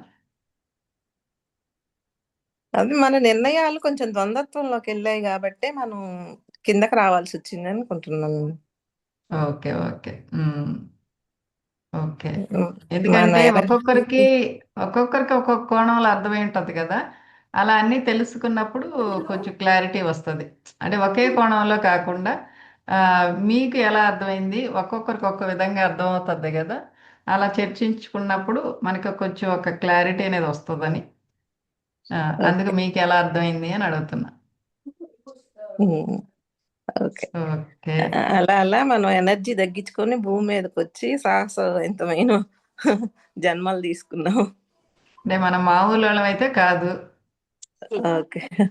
ఆ, ఒక సాహసవంతమైన ఆత్మలే వచ్చాయి భూమి మీదకి. అంటే అవును. ఇప్పుడు భూమి మీద మనం ఉన్నామంటే మనం మామూలు వాళ్ళం అయితే కాదు కదా. Yes master. Okay. Um, okay Padma garu. Ramadevi గారు చెప్తారా? ఆ, మేడం నేను మళ్ళా చెప్తా మేడం. మళ్ళీ చెప్తారా? ఓకే. ఈరోజు కొంచెం హడావిడిగా ఉన్నట్టున్నారు. ఆ, అదే అదే. ఓకే, ఓకే, పర్లేదు. ఇంకెవరైనా మాట్లాడతారా? మీకు ఎలా అర్థమైంది మాకు కొంచెం ఎక్స్ప్లెయిన్ చేస్తే మేము కూడా కొంచెం దాన్ని ఇంకొంచెం లోతుల్లోకి వెళ్ళి తెలుసుకుందామని. అసలు ముందు అందరికి అర్థం అవుతుందా లేదా ముందు అది అడగండి మాస్టర్ అదే, గారు. అదే, అందుకే అడుగుతున్నా. అంటే ఆల్రెడీ ఇది చదివే ఉంటారు, కొంతమంది వినే ఉంటారు. ఇప్పుడు అవును. మళ్ళీ మనం మన గ్రూప్ కాన్షియస్తో వింటున్నప్పుడు ఆ, కొంచెం ఈ రోజు కొంచెం విన్న స్లోగా దాంట్లో చదివితే బాగుంటుంది మాస్టర్. పద్మ గారు కొంచెం స్లోగా చదివితే బాగుండిద్దేమో అంటుంది. స్లోగా చదువుతున్నారు కానీ ఈరోజు కొంచెం ఈ తడబడ్డారు. స్పెట్స్ లేనందువల్ల హడావిడిగా ఉన్నట్టున్నారు కొంచెం, రమాదేవి గారు. Okay, okay. నిన్న మొన్న బాగా చదివారు. సరే, ఓకే. రేపటి నుంచి స్లోగానే చదువుతాలేండి మేడం. అంటే ఈరోజు కొంచెం స్పెట్స్ కూడా వేసుకోలేదు కదా, కొంచెం గమనించుకుంటా, అందువల్ల అట్లా. అదే మర్చిపోయారేమోనని గుర్తు చేశా నేను. లేదు, నేను బజారీ పోయితే సరికల్లా నా చిన్న మనవరాలు మొత్తం ఖరాబ్ చేసి పెట్టేసింది. ఓకే, ఓకే, సరే, సరే. ఈ న్యూ ఎనర్జీ ఏంటంటే కాస్త మనం అది లోతుల్లోకి వెళ్తే గానీ క్లారిటీగా అర్థం కాదు. కొంచెం అవును, అది ఆ, ఒక్కొక్క పాయింట్ కూడా మనం గమనించుకుంటూ అసలు అంటే ఎక్కడ ఒక్కరంత స్కిప్ అయినా కూడా మళ్ళీ అర్థం కాదు. అవును, ఎక్కడ ఏ పాయింట్ మిస్ అయినా ఎక్కడో దగ్గర కనెక్షన్ కట్ అయిపోద్ది. అవును. అందుకని ఇది కొంచెం బాగా ఒకటికి ఆ, ఎన్నోసార్లు అవి వినాలి, చదవాలి. కొంచెం ఆత్మస్థితిలోనే మనం దాన్ని కంప్లీట్గా శూన్య స్థితిలో వింటే గానీ అర్థం కాదు అంత ఈజీగా. అంటేనే కాకపోతే అర్థం. ఎక్కడుండే వాళ్ళం ఎక్కడికి వచ్చాం అనే దానికి ఈ ప్రయాణం అది కూడా అవును, కట్టే కొట్టే తెచ్చే అన్నట్టుగా చెప్తున్నారు. అందువల్ల ఏంటంటే మనకి ఆ, ఒక్కొక్క దగ్గర కొన్ని పాయింట్స్ అయితే మనకి రీచ్ కావట్లేదు. అందుకని ఒక కన్ఫ్యూజన్ అయితే ఉంటది. అంటే ఈ బుక్ విడమర్చి చెప్పేటట్టు ఏం లేదు మాస్టర్. ఉమ్, అంటే అవునవును. మొత్తం స్టోరీ లాగా ఇచ్చేసారు కదా. అదే, అదే. అది ఎన్నో ఇడమర్చి ఎన్నో ట్రిలియన్లు ఎన్నో కోటాను కోట్ల సంవత్సరాల క్రితం అంత జర్నీని ఒక చిన్న బుక్ అవును, లో కుదించడం అంటే, ఒక చిన్న కొన్ని పేజెస్ లో కుదించడం అంటే అంత ఈజీ కాదు కదా. అవును, అది అప్పటికి చాలా ప్రయత్నం చేశారు. ఆ, అవును, అది మాత్రం గ్రేటే. కాకపోతే మనకు కొంచెం బేసిక్ పాయింట్స్ అసలు ఏంటి, మనం ఎక్కడ మొదలైంది, ఇప్పుడు ఎందుకు ఇక్కడ ఉన్నాం అనే దానికి ఆ అవును. ప్రయాణాన్ని అక్కడ ఒకటి అక్కడ ఒక పాయింట్ అలా తీసుకొచ్చారనమాట. మనకు సంబంధించినవి వచ్చినాయి బానే. వచ్చాయి కానీ అది ఎంతవరకు అర్థమైంది, ఏ కోణంలో అర్థమైంది అని, అంటే ఎవరికి ఎలా అర్థం అవుతుంది తెలుసుకుందామని. మీకు ఎలా అర్థమైంది, పద్మ గారికి ఎలా అర్థమైంది, మిగతా వాళ్ళకి ఎలా అర్థమైంది, అట్లా. అంటే ఓకే, ఓకే. అవన్నీ మనం గుర్తుంచుకుంటే కూడా ఈ భూమి మీద బతకలేము అని కూడా, ఆ, ద్వంద్వత్వంలో నుంచి ఏకత్వంలోకి రావాలి. అవన్నీ గుర్తుంచుకుంటే కూడా మనం ఇక్కడ ఉండలేము అని అన్నది కూడా అర్థమవుతుంది అన్నట్టు, ఓకే, ఓకే, జన్మ తీసుకొని వచ్చేటప్పుడు. ఓకే. కాకపోతే ఏంటంటే ఈ భూమి మీద ఎంతో జ్ఞానం ఉంది. ఆ, ఆ, ఈ ఒక్క బుక్, ఈ ఒక్క దానిలోకే మనకి అంత సబ్జెక్ట్ అయితే రాదు. రాదు. మనం అవును, అంతా జ్ఞానం అంతా ఏదైతే మనం మాస్టర్స్ ఎత్తి పెట్టున్నారో అంతా అవును, గాని చదివి మొత్తాన్ని ఆ సారం పిండుకుంటే గాని మనకు ఒక క్లారిటీ అనేది రాదు. అవును. ఆ, కాబట్టి మనకి ఇప్పుడు దీనిలో ఎంతవరకు అర్థమైందో అది మాత్రమే మనం అర్థం చేసుకోవాలి. ఎస్, అంతే. ఓకే, ఇంకెవరైనా మాట్లాడతారా?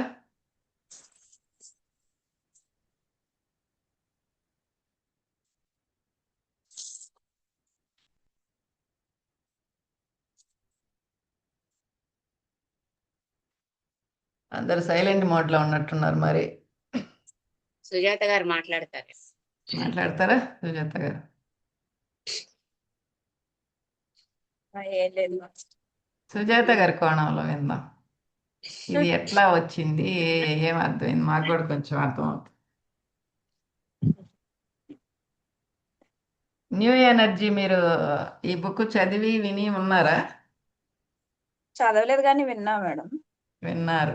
ఆ, మీకు ఈ ఈ దీంట్లో ఈ ఈ రోజు విన్న దాంట్లో మీకు అంటే మీ కోణంలోంచి కొంచెం ఏమైనా చెప్పగలరా, ఎక్స్ప్లెయిన్ చేయగలరా? అంత ఎక్స్ప్లెయిన్ చేసి అంత లేదా మేడం. గొప్ప గొప్ప మాస్టర్స్, మరి మాకు ఏదో తెలుసుకుందామని ఎందుకో ఈరోజు అనిపించింది నాకు కూడా. మీకు ఎలా అర్థమైంది, మీ కోణంలోంచి చూద్దామని.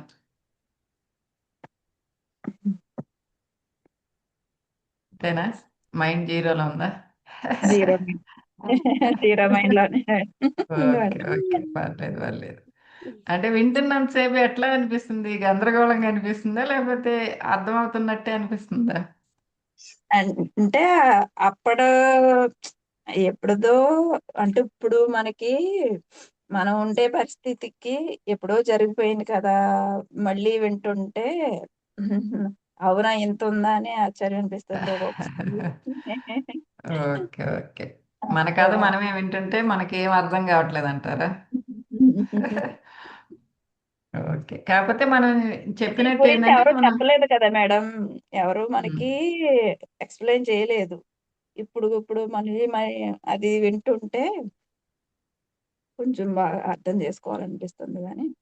ఓకే. అంటే మనము అంటే యాక్చువల్గా మనం న్యూ ఎనర్జీలోకి వెళ్ళడం అని కాదు, మనం దిగొచ్చాం. న్యూ ఎనర్జీ ఉమ్, నుంచి ఓల్డ్ ఎనర్జీకి దిగొచ్చాం. అవును. అంటే మనం గతంలోకి వచ్చాం. ఇప్పుడు ఏంటి మళ్ళీ మనం న్యూ ఎనర్జీలోకి వెళ్ళడం అంటే ఆ, ఏదైతే మనం బ్యాక్ వచ్చామో మళ్ళీ యథాస్థానానికి వెళ్ళడం మనం. అవును. కిందకి దిగుతూ వచ్చామో న్యూ ఎనర్జీ నుంచి ఓల్డ్ ఎనర్జీకి వచ్చామో ఇప్పుడు ఈ ఓల్డ్ ఎనర్జీ నుంచి మళ్ళీ మన యథాస్థానానికి ఏదైతే ఆ దివ్యమైన మన మొదట మనం ఆవిర్భవించిన ఆ ప్లేస్కి వెళ్ళడం అదే న్యూ ఎనర్జీ. ఇప్పుడుండేది మనం ఓల్డ్ ఎనర్జీ ఉహు. భూమి మీద. ఇప్పుడు దీనికి వెళ్ళాలి, కాకపోతే మనం ఎలా దిగి వచ్చాము, కంప్లీట్ జీరో చేసుకొని వచ్చామన్నమాట. కంప్లీట్ ఉహు. జీరో మైండ్తో వచ్చాము. మళ్ళీ ఇప్పుడు ఏంటంటే ఈ ఆధ్యాత్మికతలోకి వచ్చిన తర్వాత ఒక్కొక్క స్టెప్ మళ్ళీ ఎక్కుతూ ఎక్కుతూ ఒక్కొక్క జ్ఞాపకాన్ని పోగు చేసుకుంటూ అట్లా మళ్ళీ మళ్ళీ ఒక్కొక్క స్టెప్ ఎక్కుతూ పైకి వెళ్ళాలి. అంటే పైకి దూకాలి మనం. ఉమ్. పైనుంచి కిందకి రావడం ఈజీయే, కింద నుంచి పైకి దూకడం అనేది కష్టం అన్నమాట. అందుకని ఓకే. ఇప్పుడు మనం ఆ షిఫ్టింగ్లో ఉన్నాం అన్నమాట.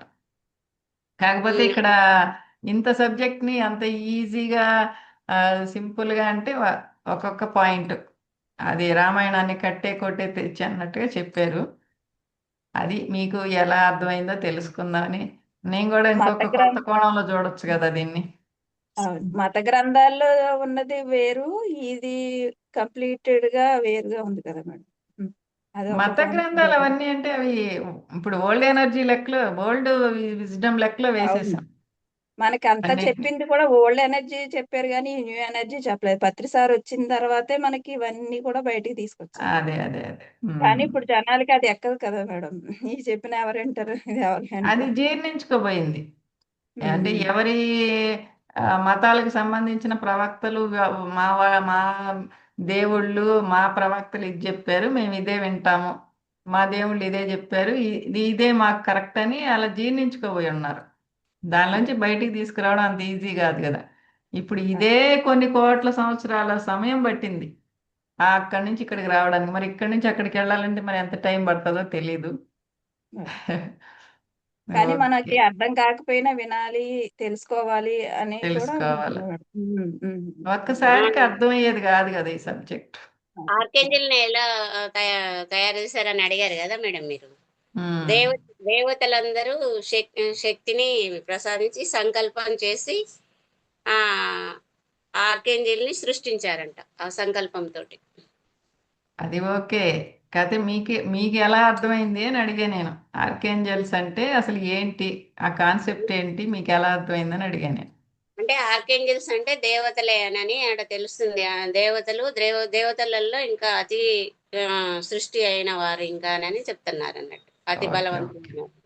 Okay okay. అంటే రెండు రెండు లక్షణాలు ఉన్నాయి వాళ్ళల్లో. రాక్షస తత్వం అంటే రాక్షస అని కాదు కానీ అసుర సుర రెండు గుణాలు ఉన్నాయి. అదే అదే. దేవదానవ గుణాలు అనేవి రెండు ఉన్నాయి వాళ్ళల్లో. కాకపోతే వీళ్ళు దేవత. ఎక్కడ ఇన్వాల్వ్ అవ్వకుండా కేవలం ఒక పెద్ద మనుషుల్లా ఉండడం వరకు వీళ్ళ డ్యూటీ. కానీ ఉమ్, ఒకానొక టైంలో వీళ్ళు కూడా రంగంలో దిగాల్సిన వచ్చిందనమాట. అవును. యాక్చువల్గా అయితే వీళ్ళు రంగంలో దిగాల్సిన అవసరం లేదు, వీళ్ళు కేవలం ఒక పెద్ద మనుషుల్లాగా మనకు ఒక సాక్షుల్లాగా మాత్రమే పెట్టుకున్నాం.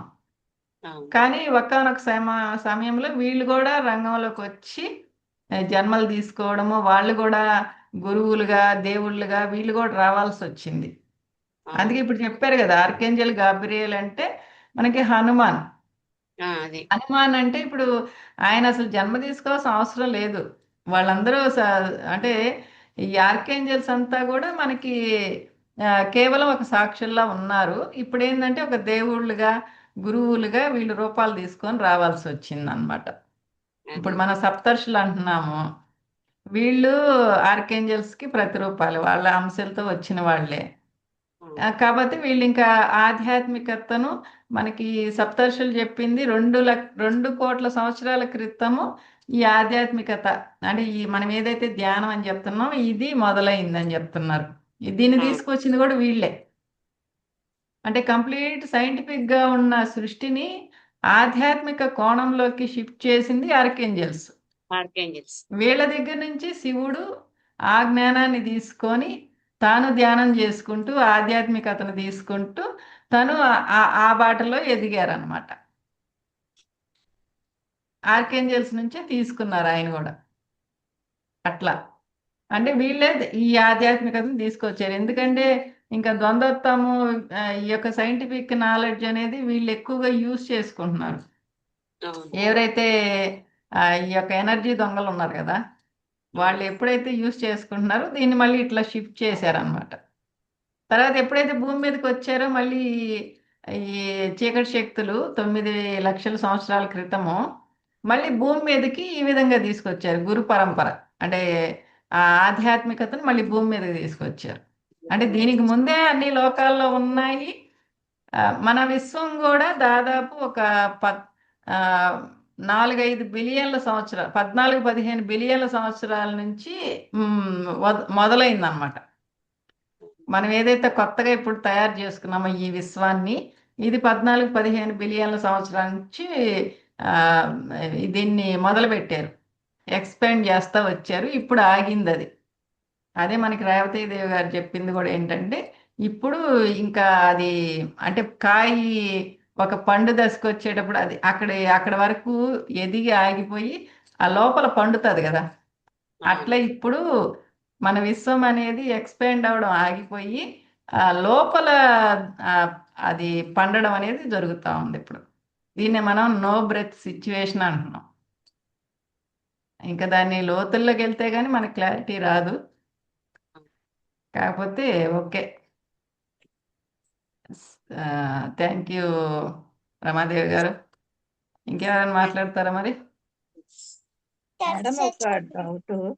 మీకు ఎలా అర్థమైందో చెప్తారా? మేడం ఒక డౌట్. భావోద్వేగాలు రుద్దకూడదు ఇతరులపై అంటారు కదా మేడం, అంటే అర్థం కాలేదు. భావోద్వేగాలు ఇతరులపై రుద్దకూడదు అంటారు కదా, రాగద్వేషాలు, కోపతాపాలు, భావోద్వేగాలు. ఉమ్, అంటే ఎలా? అవి ద్వంద్వత్వపు లక్షణాలు కదా. ఉమ్. అవి అంటే కర్మ క్రియేట్ అవుతుంది అట్లా చేస్తే. ఓకే. అంటే ఏకత్వంలోకి రావాలి కదా మనము. అలాంటప్పుడు ఇవన్నీ కూడా మనము వాటిని రిలీజ్ చేసుకోవాలి. ఇతరుల మీద కూడా వాటిని రుద్దకూడదు. అది కర్మగా క్రియేట్ అవుతుంది మళ్ళా. అంటే అదేనా? ఒక ఎగ్జాంపుల్, అదే ఒక ఎగ్జాంపుల్ ఏమన్నా చెప్పగలరా? ఎక్కడొచ్చింది ఆ పాయింట్ మీకు? మీరు మామూలుగా ఇందులో చెప్తారు కదా నేను మెడిటేషన్ లో. చెప్పే దాంట్లో అది ఇక్కడే ఇప్పుడు దీంట్లో ఎక్కడొచ్చిందప్పా అని నేను ఆలోచిస్తాను. దీంట్లో కాదు, నేను మామూలుగా నాకు డౌట్ ఉంది, అది అడుగుదాం. అది దీంట్లో భౌతిక స్థితి.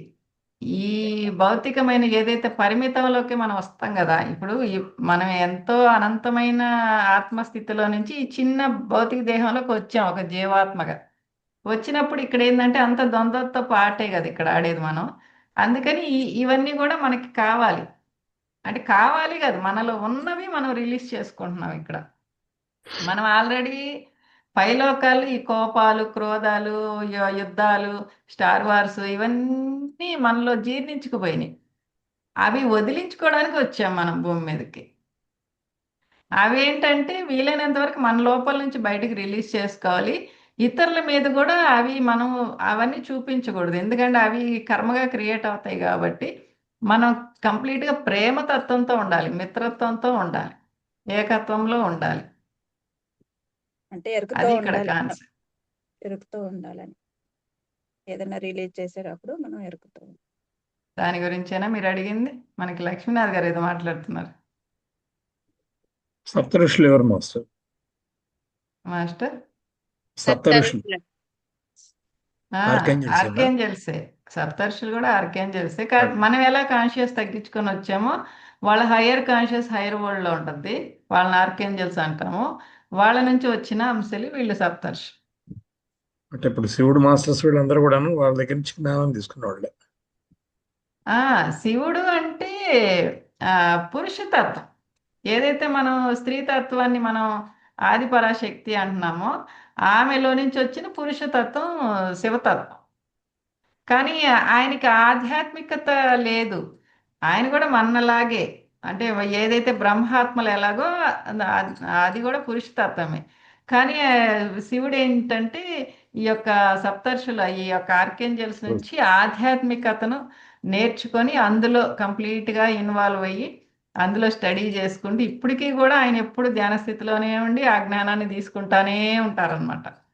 అందుకని అంత పీక్స్ స్టేజ్కి వచ్చారు పరమశివుడు. ఎన్ని చెప్పినా కానీ అప్పుడప్పుడు డౌట్లు వస్తూనే ఉన్నాయి. ఇది ఇది ఎక్కడో దగ్గర బ్రేక్ పడిందంటే మళ్ళీ అర్థం కాదు, మళ్ళీ కన్ఫ్యూజ్ అయిపోద్ది. ఇది మామూలు సబ్జెక్ట్ కాదు కదా అసలు. సృష్టి గురించి సబ్జెక్ట్ అంటే న్యూ ఎనర్జీ అని కాదు, కానీ అసలు సృష్టి గురించి సబ్జెక్ట్ అంటేనే దీని గురించి 3 సంవత్సరాలు నేను బుర్ర బద్దలు కొట్టుకున్నా. నాకు ఒక్కొక్కసారి అయితే తల్ల పిచ్చెక్కిపోయేది. ఒక్కోసారి ఒక్క దగ్గర కానీ బ్రేక్ పడిందంటే మళ్ళీ కంప్లీట్ బ్యాక్ వెళ్ళిపోవాలా, మళ్ళీ అక్కడి నుంచి తీసుకుంటే రావాలా. సరే వస్తా ఉంది లైన్ అంటే మళ్ళీ ఎక్కడో దగ్గర బ్రేక్ పడుతుంది, మళ్ళీ కన్ఫ్యూజన్. అస్సలు ఎంత ఇదేయానండి నేను. ఇప్పటికీ నాకు అలా జరుగుతూ ఉంటుంది. ఎందుకంటే అది కంప్లీట్ రావాల, కంప్లీట్గా ఒక లైన్లోకి రావాలి. ఇది నా తపన. కానీ ఎక్కడో దగ్గర మళ్ళీ బ్రేక్ పడతానే ఉంటుంది, డౌట్ వస్తుంది. అగ్నిగోడ దాటినోడందరూ ద్వైతంలో, అగ్నిగోడని మళ్ళీ తిరిగి వెనక్కి పోయిన వాళ్ళందరూ అద్వైతంలో ఉంటారని చెప్పి అర్థమవుతుంది. ఎవరు వెళ్ళాల ఇంతవరకు. వచ్చిన వాళ్ళే కానీ వెళ్ళిన వాళ్ళు ఎవరు లేరు. అద్వైతంలో పోయిన వాళ్ళు ఉన్నారు కదా. ఎందుకంటే ఇక్కడ గేమ్ కంప్లీట్ అవ్వలే కదా ఇంకా ఆట ఆడుతూనే ఉన్నారు ఇంకా. కోటాను కోట్ల, కొన్ని మిలియన్ల, బిలియన్ల, ట్రిలియన్ల సంవత్సరాల నుంచి, కోట్ల సంవత్సరాల నుంచి గేమ్ అనేది ఇంకా అసలు కంప్లీట్ అవనే లేదు. ఎందుకంటే ఇది ఎక్స్పాండ్ అవుతానే ఉంది. అద్వైతాన్ని అనుభవించిన వాళ్ళు ఉన్నారు కదా. అద్వైతం ఉంది కానీ వాళ్ళు వెళ్ళట్లేదు కదా. మనందరం కలిసికట్టుగా కదా ఇక్కడ ఆడుతున్నాం. ఇప్పుడు ద్వైతంలో ఉన్న వాళ్ళకి అద్వైతంలో ఉన్న వాళ్ళు హెల్ప్ చేయాలి. ఇక్కడ వెళ్ళడానికి వీలు కాదు, ఎందుకంటే మనం అందరం ఒక ఒప్పందం చేసుకున్నాం కదా. వాళ్ళు ఎక్కడికి వెళ్ళడానికి కుదరదు. వాళ్ళు ఎన్లేట్ అయిపోయినా మళ్ళీ ఇక్కడే ఉండాలా, మనకి హెల్పర్స్గా ఉండాలా. వెళ్ళేదానికి కుదరదు. అందరం కలిసి మనం ఒక నిర్ణయానికి వచ్చి అందరం కలిసి ఇట్లా చేసుకుందామని మనందరి కాన్షియస్ని ఒక్కడ చేసుకున్నాం. దాన్ని మనం పరబ్రహ్మ స్వరూపం అంటాం. ఏదైతే మన కాస్మిక్ సెంట్రల్ సన్ ఉంది కదా, దాన్ని మనం పరబ్రహ్మ స్వరూపం. అక్కడి నుంచి ఆత్మలు వస్తాయి అన్నమాట. ఈ బ్రహ్మాత్మలన్నీ వస్తాయి. కాకపోతే ముందుగా మనం ఆర్కేంజెల్స్ని సృష్టించుకున్నాం, వీళ్ళని పెద్ద మనుషులుగా సృష్టించుకున్నాం. కానీ వీళ్ళల్లో 2 లక్షణాలు ఉంటాయి. అసుర సుర 2 లక్షణాలు ఉంటాయి వీళ్ళల్లో. అంటే ద్వంద్వత్వంలోనే ఉంటారు వాళ్ళు కూడా. కానీ వీళ్ళు ఇన్వాల్వ్ అవ్వకూడదు, జస్ట్ సాక్షుల్లా ఉండాలి మనకి, అంతే. కానీ ఒకానొక టైంలో వీళ్ళు కూడా ఇన్వాల్వ్ అవ్వాల్సి వచ్చింది, వీళ్ళ హెల్ప్ కూడా మనకు కావాల్సి వచ్చింది. కానీ ఆ స్థితి పొందిన వాళ్ళు అయితే ఉన్నారు. కానీ ఇక్కడ ఎవరు కంప్లీటెడ్ అని ఏం లేదు. ఇక్కడ అందరు కంప్లీట్ అవ్వాలా. మొత్తం ఎవరైతే మనం ఒక ఒప్పందానికి వచ్చాం అందరు కంప్లీట్ అయిన దాకా ఒకరికొకరు హెల్ప్ చేసుకుంటానే ఉండాలి.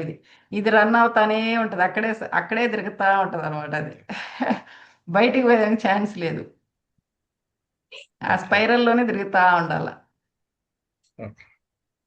అంటే ఇప్పుడు ఏంటంటే 2 భాగాలు అయిపోయింది, తొలి సృష్టి మలి సృష్టి. అది అలాగే ఉంది, ఇది ఇలాగే ఉంది. 2 కలిసేదిలే, ఇంకా 2 విడిగానే ఉన్నాయి.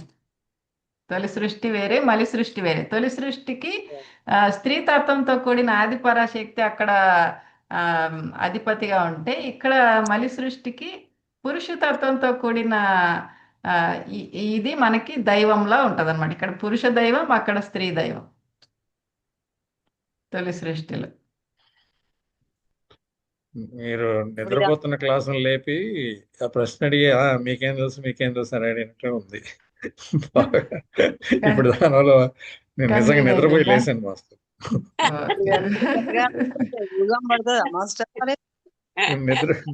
నిద్రపోయి లేసాను, మీరు మాట్లాడిన తర్వాత మళ్ళీ దాన్ని ఆలోచన పెట్టుకున్నాను. మళ్ళీ అక్కడికి రమాదేవి గారు రమాదేవి చదువుతా అంటే మీరు నిద్రపోయారు, నేను క్వశ్చన్ వేసేలేక మళ్ళీ మీరు మేడం సార్కి జోలవాడినట్టుంది కావచ్చు, అందుకని నిద్ర వచ్చింది కావచ్చు. ఏమో జోలు మరి కాదండి, నాకు అందుకే అలసిపోయి నిద్రపోయాను. వేపించారేమో masters question. Thank you, thank you.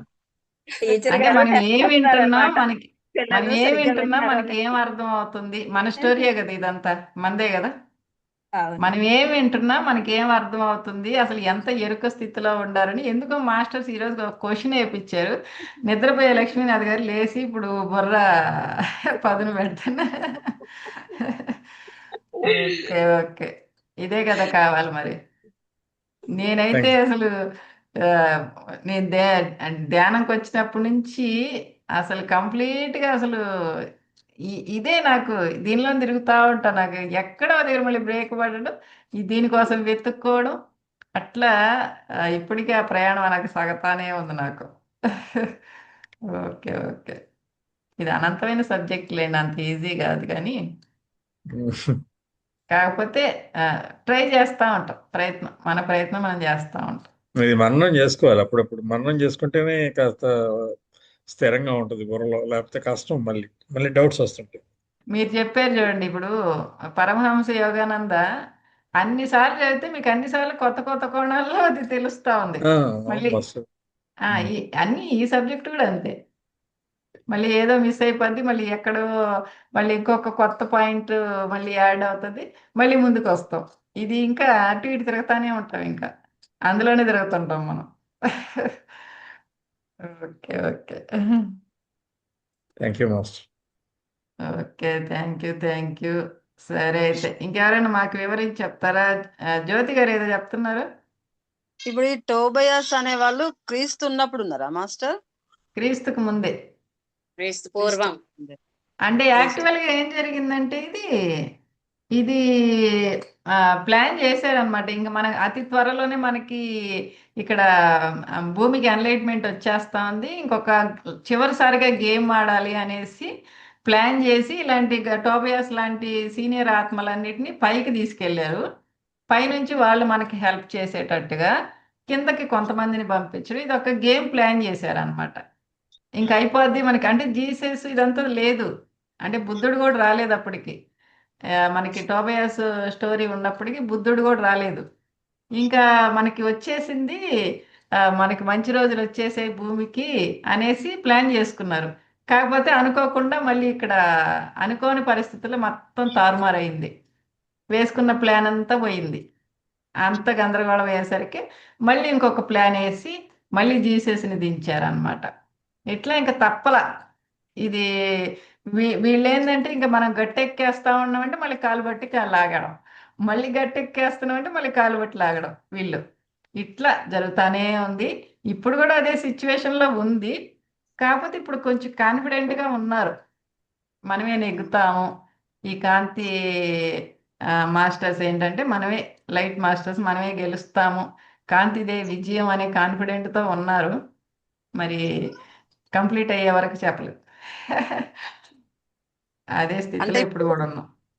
Bible book లో టోబయాస్ అనే నేమ్ ఉంటాయా మాస్టర్? అది బైబిల్ ఇందాక బైబిల్ కాదు కానీ టోబిట్ అనే గ్రంథంలో ఆయన స్టోరీ ఉండిందంట, దాన్ని తీసేశారంట. ఆహా, అదే తీసేశారు అంటే బైబిల్లో తొలగించేశారు. ఉన్నదా మరి దాన్ని ఆ తొలగించేశారు. లేదు బైబిల్ మేడం, అసలు ఆ టాపికే బైబిల్లో లేనట్టు. ఉండదు. బైబిల్ చాలా తీసేశారు. అదే తొలగించేశారని చెప్పారు. ఉండేదని తొలగించేశారని అసలు బైబిల్ ఎలా వచ్చిందంటే ఫస్ట్ దీనికంటే ముందు ఆది గ్రంథం అని అది ఇచ్చారనమాట. ఫస్ట్ అది హిబ్రూ భాషలో ఉంటుంది. ఈయన కూడా హిబ్రూవే, మనకి టోబయాస్ కూడా హిబ్రూవే. అసలు ఈ యొక్క క్రిస్టియన్స్ అంటే క్రిస్టియానిటీ రాకముందు హిబ్రూ ఉనింది ఫస్ట్. హెబ్రూస్ అని, వీళ్ళు కూడా హయ్యర్ మాస్టర్స్, 9th తలానికి చెందిన గ్రహం నుంచి వచ్చారు భూమి మీదకి హెబ్రూస్. వాళ్ళు వా ఆది గ్రంథం అని ఆ హెబ్రూ కొన్ని పత్రికలు వాటిల్లోంచి తీసి బైబిల్ రాశారు.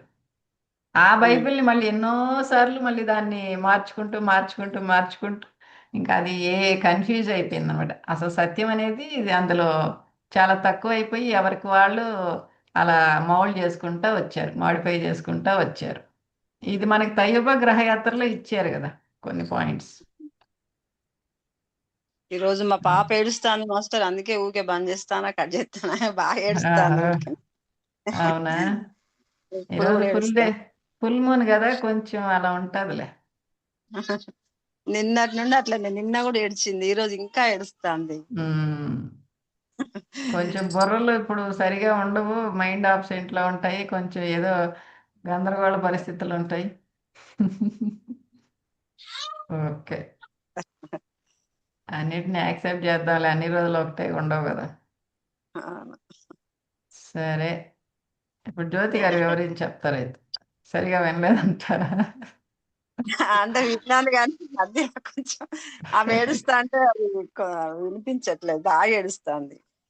Okay okay. సరే అయితే, ఇంకెవరైనా మాకేమన్నా కొంచెం చెప్పేవాళ్ళు ఉంటే చెప్పండి, మేము కూడా వింటాం. కానీ పూర్ణ గారు వచ్చారుగా, అన్నపూర్ణ గారు చెప్తారన్నా? ఏమో మరి అడగండి. అన్నపూర్ణ గారు ఏందో ఏ క్వశ్చన్స్ లేవండి. క్వశ్చన్స్ అని లేవు కదా, ఆన్సర్ ఇస్తారని మేము వెయిట్ చేస్తున్నాం. క్వశ్చన్ కాదు, ఆహా. ఆన్సర్ కోసం వెయిట్ చేస్తున్నాం.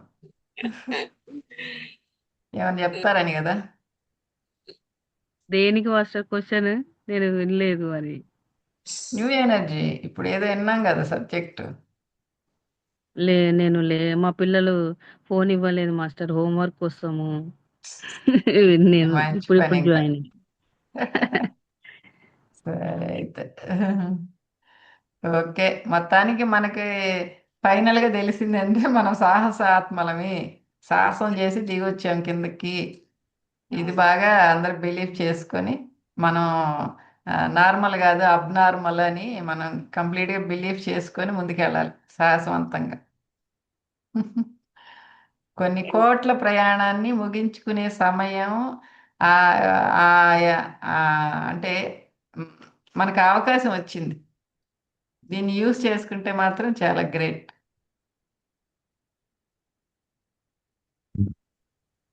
అది వెంకటలక్ష్మి గారు వచ్చారు. అడగదామా వద్దా అని ఆలోచిస్తున్నా, మీరే వచ్చారు. Thank you so much. అని చెప్తారా? నమస్కారం అమ్మా, నమస్కారం మాస్టర్. నమస్తే. నమస్తే. మీలా నేను అన్ని చెప్పలేను, కానీ ఒకటే పాయింట్ చెప్పింది అని అనుకోవద్దు. చెప్పండి. మనము 10 తులాల బిస్కెట్ తీసుకుంటాం కదమ్మా, బంగారం బిస్కెట్. లాస్ట్ టైం కానీ చెప్పాను కదా, ఎస్ బిస్కెట్ తీసుకున్నప్పుడు మనము పైన లోకాల్లో మనం గోల్డ్ ఒరిజినల్ ఉంటుంది కదా, 24, 28. తర్వాత కరిగిపోయిందని చెప్తున్నారా? రాగి చెప్పండి. కలుపు నగ చేయించుకుంటా ఉండాము.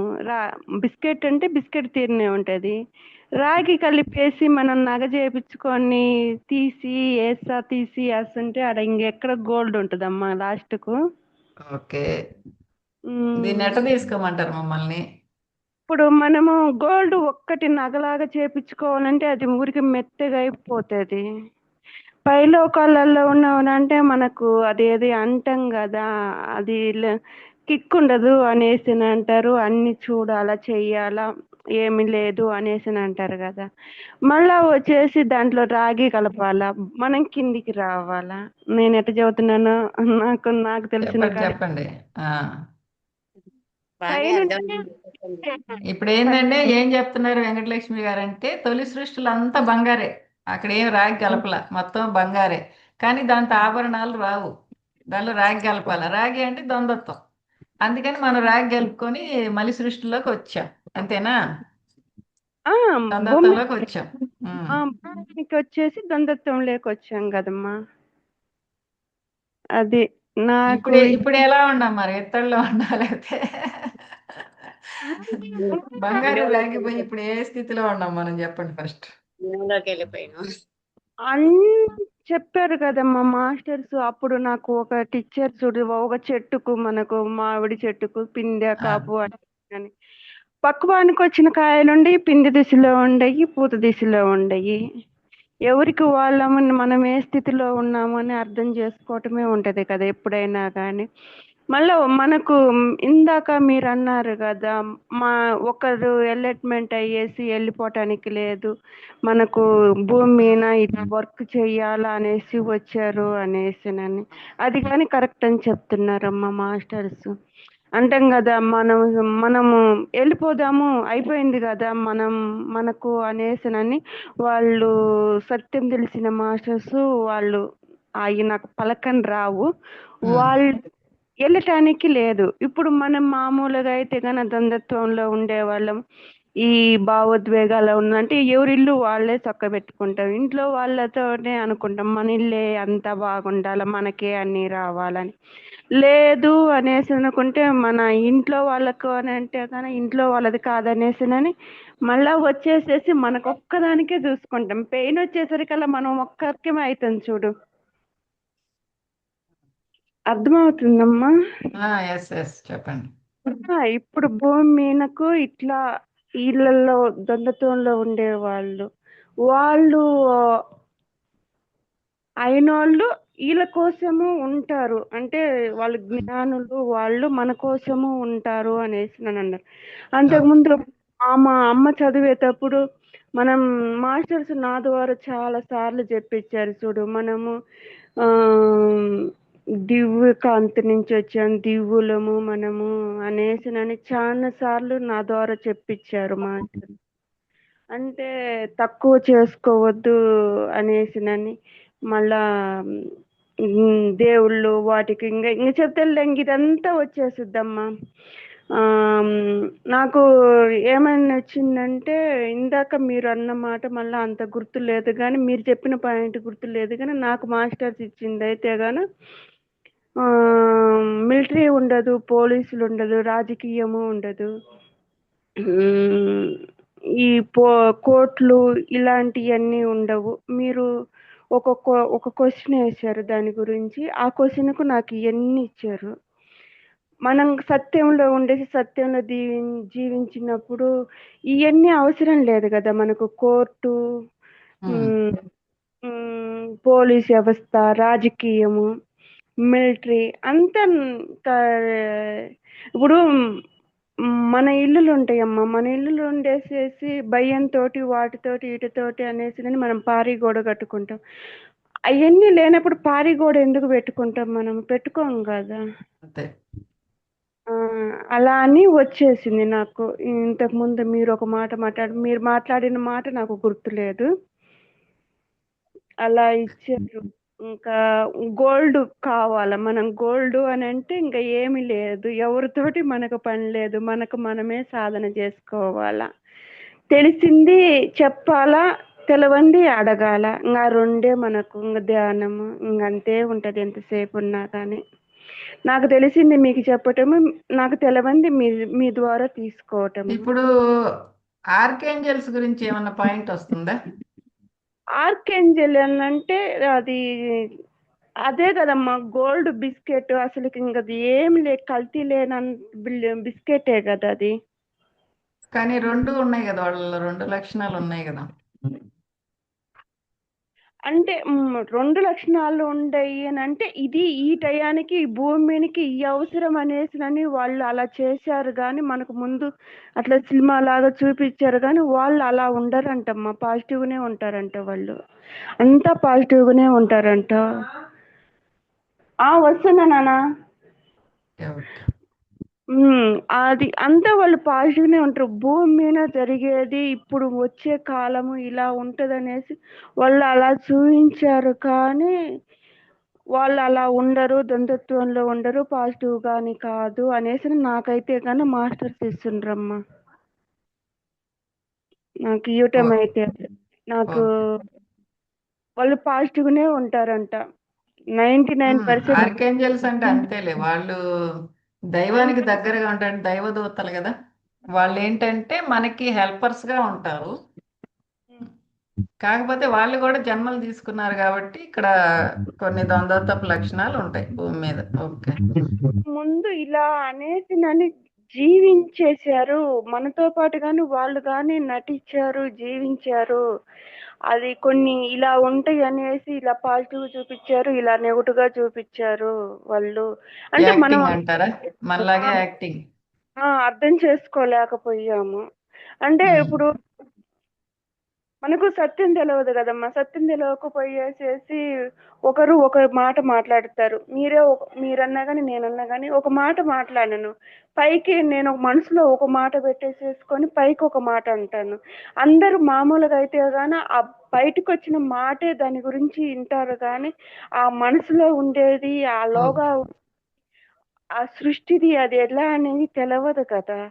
అది అంటే ఇప్పుడు ఈ జమీలమ్మను మాట బయటకు వచ్చింది కాకుండా తనలోకి మనసులోకి పోయేసి తనలోకి మూలంలోకి పోయి నేను అర్థం చేసుకోవాలంటే తనంత ఎదగాల. నేను తనంత సరి సమానం అయితేనే కదా నా గురించి నీకు, నీ గురించి నాకు తెలిసేసేది. మామూలుగా తక్కువలో ఉన్నప్పుడు బయటపడ్డ మాట ఒక్కటే తెలుస్తుంది, కానీ లోగా ఉండేది తెలియదు కదా. ఓకే. నేను నీ అంత ఎదిగేశాను, నీ మనసులోకి పై మాట కాకుండా లోగాకు పోయి కానీ నీ మనసు బుద్ధిని అవన్నీ నేను కనుక్కున్నాను అని అంటే, ఓహో పైకి ఒకలాగా చెప్పేసింది, లోగా తను కాదు, ఇక్కడ శూన్య స్థితిలో ఉంది, ఇక్కడ పాజిటివ్గా ఉంది అనేసి అని అర్థం అవుద్ది. అదే సారు చెప్తాడు కదా, ఈ జడ్జిమెంట్ ఇయ్యటానికి ఉండదు అనేసి. మామూలు మాటలు ఇట్లా బాహ్య ప్రపంచంలో కొన్ని మాటలు తెలిసేసి వాళ్ళ చేతల్ని బట్టేసేసి కొన్ని తెలిసినాయిరా అంటే నువ్వు వాళ్ళ అంతరం లేకపోతేనే కదా వాళ్ళని మనం జడ్జి చేయటానికి ఉండేది. అదే ఫలానా వాళ్ళు ఇలాగా అనేసినని. అలాంటప్పుడు వాళ్ళతో పాటు మనం చేరినప్పుడు నోరు మూసుకొని ఉండాలా. అందుకే కాముగుండండి, లో తెలవదు, అంతరంలో తెలవదు, తను ఎందుకు వచ్చాడు, ఏం మాట్లాడాడు, భూమి మీద ఎందుకు వచ్చాడు, ఏం వర్క్ చేయడానికి వచ్చాడు, అవన్నీ నేను తెలియదు కదా. మనం దగ్గర మాట్లాడేసేస్తాం కదా. అలాగే వాళ్ళు పాజిటివ్నే ఉంటారు. వాళ్ళ పేర్లు దొరికిన ఇందాక మనకి సుజాత గారు ఒక క్వశ్చన్ అడిగారు, ఏదో రాగద్వేషాలు ఈ పరిమితుల గురించి. అది ఏమైనా వచ్చిందా ఆన్సర్? ఇంకోసారి చెప్పమ్మా. సుజాత గారు ఒకసారి అడగరా? భావోద్వేగాలు ఇతరులపై రుద్దకూడదు అంటారు కదా మేడం. ఇప్పుడు నేనే ఉన్నానమ్మా. నేను ఇంట్లో మామూలుగా ఎందుకో నాకు మనసు స్థిమితం లేక ఏదో ఆలోచించి నాలో డిస్టర్బెన్స్ ఉందనుకో, లేకపోతే కన్నా నాలోకి సరికాని ఆలోచన వచ్చేసింది అనుకో, మనసు పరిపరా వెళ్ళిపోతా ఉంది. వెళ్ళిపోయినప్పుడు అది నాలో ఉన్నది, కానీ నిన్ను చూసిందిరా అంటే కానీ ఎన్నాళ్ళ నుంచో నేను కోపంతో ఉన్నాను. ఆటోమేటిక్గా నాలో ఉన్న ఆవేశం నీలో పడేసి తిట్టేసేసి లేకపోతే అరిసేసేసి నిన్ను నొప్పించేసాను, మానసికంగా నొప్పించాను, శారీరకంగా నొప్పించాను. ఆ కర్మ ఉంటది కదమ్మా, ఎవరికైనా ఉంటది కదా. అది కర్మ క్రియేట్ అవుతుంది కదా. తన తప్పు కాదు కదా, తను మామూలుగా ఉన్నది. నేను అప్పుడు సుజాతమ్మ అనంటే తన స్టైల్లో తను ఉంది, తనకు నచ్చినట్టు తను ఏ వర్క్ చేయాలని అది చెయ్యాలన్నది ఆమె కరెక్ట్గా ఉంది. ఇప్పుడు వెంకటలక్ష్మికి అనంటే వెంకటలక్ష్మిలో కోపం ఉంది, భావోద్వేగం ఉంది. తనది మొత్తము తట్టుకోలేకపోయేసి ఎక్కడ చిక్కుద్దా అనేసి చిన్న తప్పు కాడబెట్టేసేసి పెద్దగా ఎన్నో కడుపులో ఉన్నవన్నా అనేసేసాను. అన్నప్పుడు అది కర్మే అవుతుంది కదా, ఒకరి మీద రుద్దినట్టే అవుతుంది కదా. ఒకరి మీద అంటే అదే రుద్దిన నేను ఇప్పుడు చెప్పింది ఏంటంటే, ఈ భావోద్వేగాలంటే ముందు మనల్ని మనం శుద్ధి చేసుకోవాలి, ఇతరుల మీద అవి చూపించకూడదు. ఇప్పుడు మనము మనలోంచి తీసేయాలి, అవి ఉండకూడదు. మనం ప్యూరిటీగా ఉండాలి, అవతల వాళ్ళ మీద కూడా అవి రుద్దకూడదు. అది కరెక్టే కదా. ధ్యానం చెయ్యని వాళ్ళంటే కన్నా వాళ్ళు ఒకవేళ పోనీకి అర్థము అంతా కాకపోవచ్చు. మనం ధ్యానంలో ఉన్న వాళ్ళము అని అంటాం కదా, అదే పదే అదే వస్తుందమ్మా. ఇప్పుడు ఇంత కోపం వస్తుంది నాకు, ఎందుకు వస్తుంది? నాకు నిన్న రాలేదే కోపము, కానీ ఎవరైనా ఏమన్నా అన్నారా? లేదు. నా మైండ్ సరిగా ఆలోచించటం లేదు. నాకు ఎనర్జీ లెవెల్ తక్కువ అయ్యేటప్పుడు నాకు లో ఎనర్జీ వాళ్ళు నాకు కనెక్ట్ అవుతారు. వాళ్ళ కోపాలు ద్వేషాలు మనలోకి వచ్చేస్తాయి, ప్రోత్సహించుతుంటది. వాళ్ళని తిట్టేసేయి వీళ్ళని తిట్టేసేయి, లేకపోతే కన్నా వాళ్ళ సొమ్ము కావాలని అనేసినని, లేకపోతే నేను గొప్ప అని చెప్పుకోవటానికి అనేసి మన మనసు ప్రేరేపడతా ఉంటది. అలాంటప్పుడు ఇది నేను కాదు కదా, ఈ కోపం నాది కాదు కదా, ఈ ఆవేశం నాది కాదు కదా, ఈ అసూయ నాది కాదు కదా. ఇప్పుడు జమీలమ్మ చెప్తుంది అనుకో, ఏంటి ఆమెనా చెప్పేది, నేను కానీ చెబుతా ఆమెకు చదువచ్చు నాకు చదువు రాదు, నాకు చదువు కానీ వచ్చింటే నేను ఆమె కంటే ఎక్కువ చదువుతాను అనేసి అంటే, ముందు రోజు ఆమె చెప్పిందంత సబ్జెక్ట్ అంతా విన్నాను, ఇక రెండో రోజు నాకు ఆమె మీద కోపం వచ్చింది ఏంది, నేను ధ్యానంలో ఉన్నానంటే నాలోకి సరికాని ఆలోచన వచ్చింది, సరికాని ఎనర్జీ వచ్చింది, ఇది నాది కాదు, నేను పాజిటివ్గా ఉన్నాను, నాలో నుంచి ఈ సరికాని ఎనర్జీ వెళ్ళిపోవాలా, నేను పాజిటివ్గా ఉండాలా. ఎవరేం చెప్పరు మాస్టర్స్, ఎవరికి వాళ్ళే ఎరుకలో ఉండేసి మనలో ఉండేవన్నీ పోగొట్టుకుంటా ఉండాలి. అదే ఇప్పుడు అసూయ. వెంకటలక్ష్మి గారు ఈ న్యూ ఎనర్జీ అంతకు ముందు విన్నారా, ఇప్పుడే వింటున్నారా? నేను ఇది ఫస్ట్ టైమేనమ్మా. నేను ఇప్పుడు ఇక్కడ చదివిన యల్లా ప్రతి ఒక్క బుక్ నేను చదివి ఇనిండే. అప్పుడు అన్నదమ్ముళ్ళు ఇద్దరు చనిపోయేసి వాళ్ళ అమ్మగారికి అంతా చెప్పేసిందని అంటే, సత్య దర్శనంలో రత్నకుమార్ మేడము, రాము సారు కొంచెం ఒక్కొక్క ఇంటర్వ్యూ వినేదాన్ని, ఒక్కొక్క క్లాస్ వినేదాన్ని నేను. అవి ఒక్కటి అప్పుడప్పుడు విన్నా కానీ ఇప్పుడు మొత్తం ప్రతి ఒక్కటి నేను ఇప్పుడు కొత్తగా వినట్లేమే అన్ని. బుక్ కంప్లీట్ గా అయితే ఇక్కడే వింటున్నారు, అంతకుముందు ఎప్పుడు వినలా. ఆహా వినలేదు. సీతాయనం అయితే గాన ఆమె సరోజి సరోజ గొల్లపల్లి గారు. ఓకే. న్యూ ఎనర్జీ జమీరా మాస్టర్ చేశారు కదమ్మా. అదే వినలేదంట, ఇప్పుడే వింటున్నామని చెప్తాను. నేను వినలేదు. అయితే ఇప్పుడు ఈ జాక్ ప్రయాణం ఎలా తీసుకోవాలి మనం? నాకు ఆర్కేంజల్ మోజరెల్ అనుకోవచ్చా, ఏదైతే చీకటి శక్తి ఉద్భవించిందో ఆయన స్టోరీ అనుకోవచ్చా? నాకు అట్ట చెప్పకుండా మామూలుగా చెప్తే కానీ అర్థం అవ్వద్దమ్మా.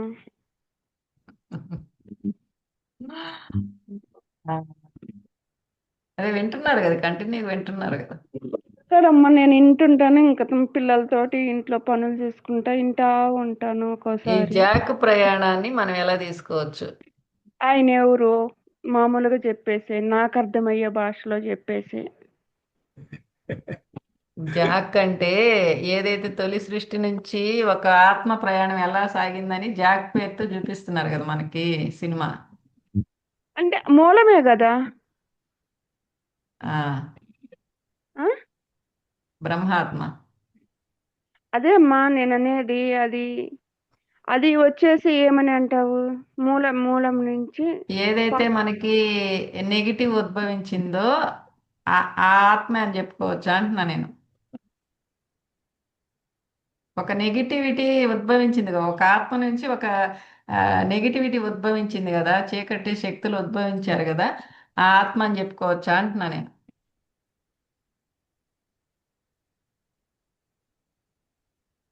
ఓకే.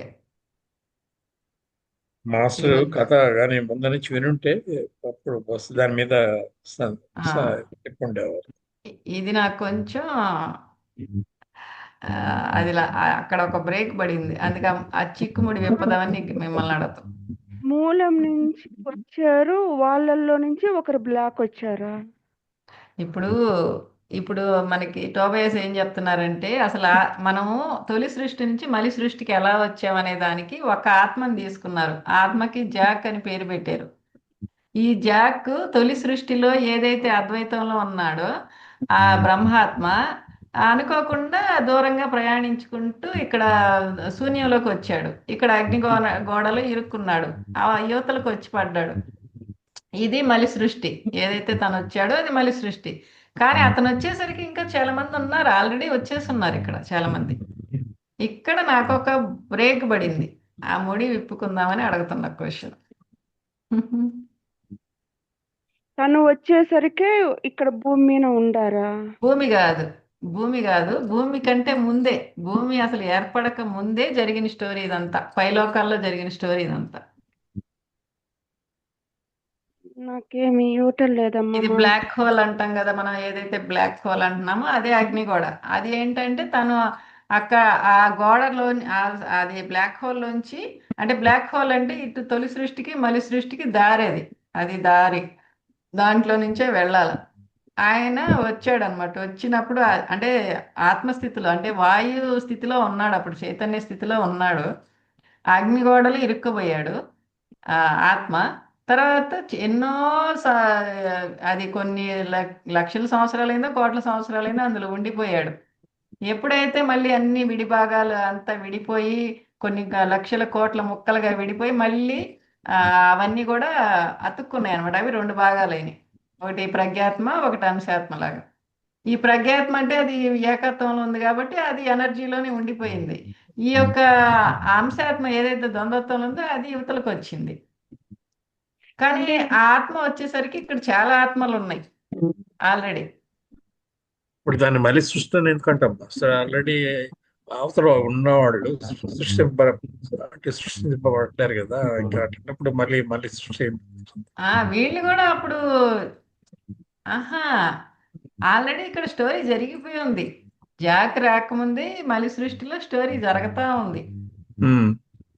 ఇప్పుడు ఏదైతే మనకి చీకటి కోణం ఉద్భవించిందో ఆ చీకటి కోణానికి సంబంధించిన ఆత్మ ఈ జాక్ ఆత్మ అని మనం దాన్ని అలా అనుకోవచ్చా?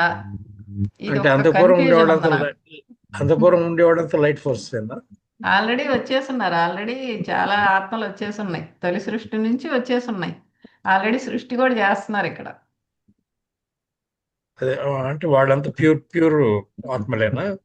ప్యూర్ జాక్ అంటే లాగా ఆల్రెడీ ద్వంద్వత్వంలోకి వచ్చేసారు. అప్పటికే కొన్ని కుటుంబాలుగా ఏర్పడ్డాయి.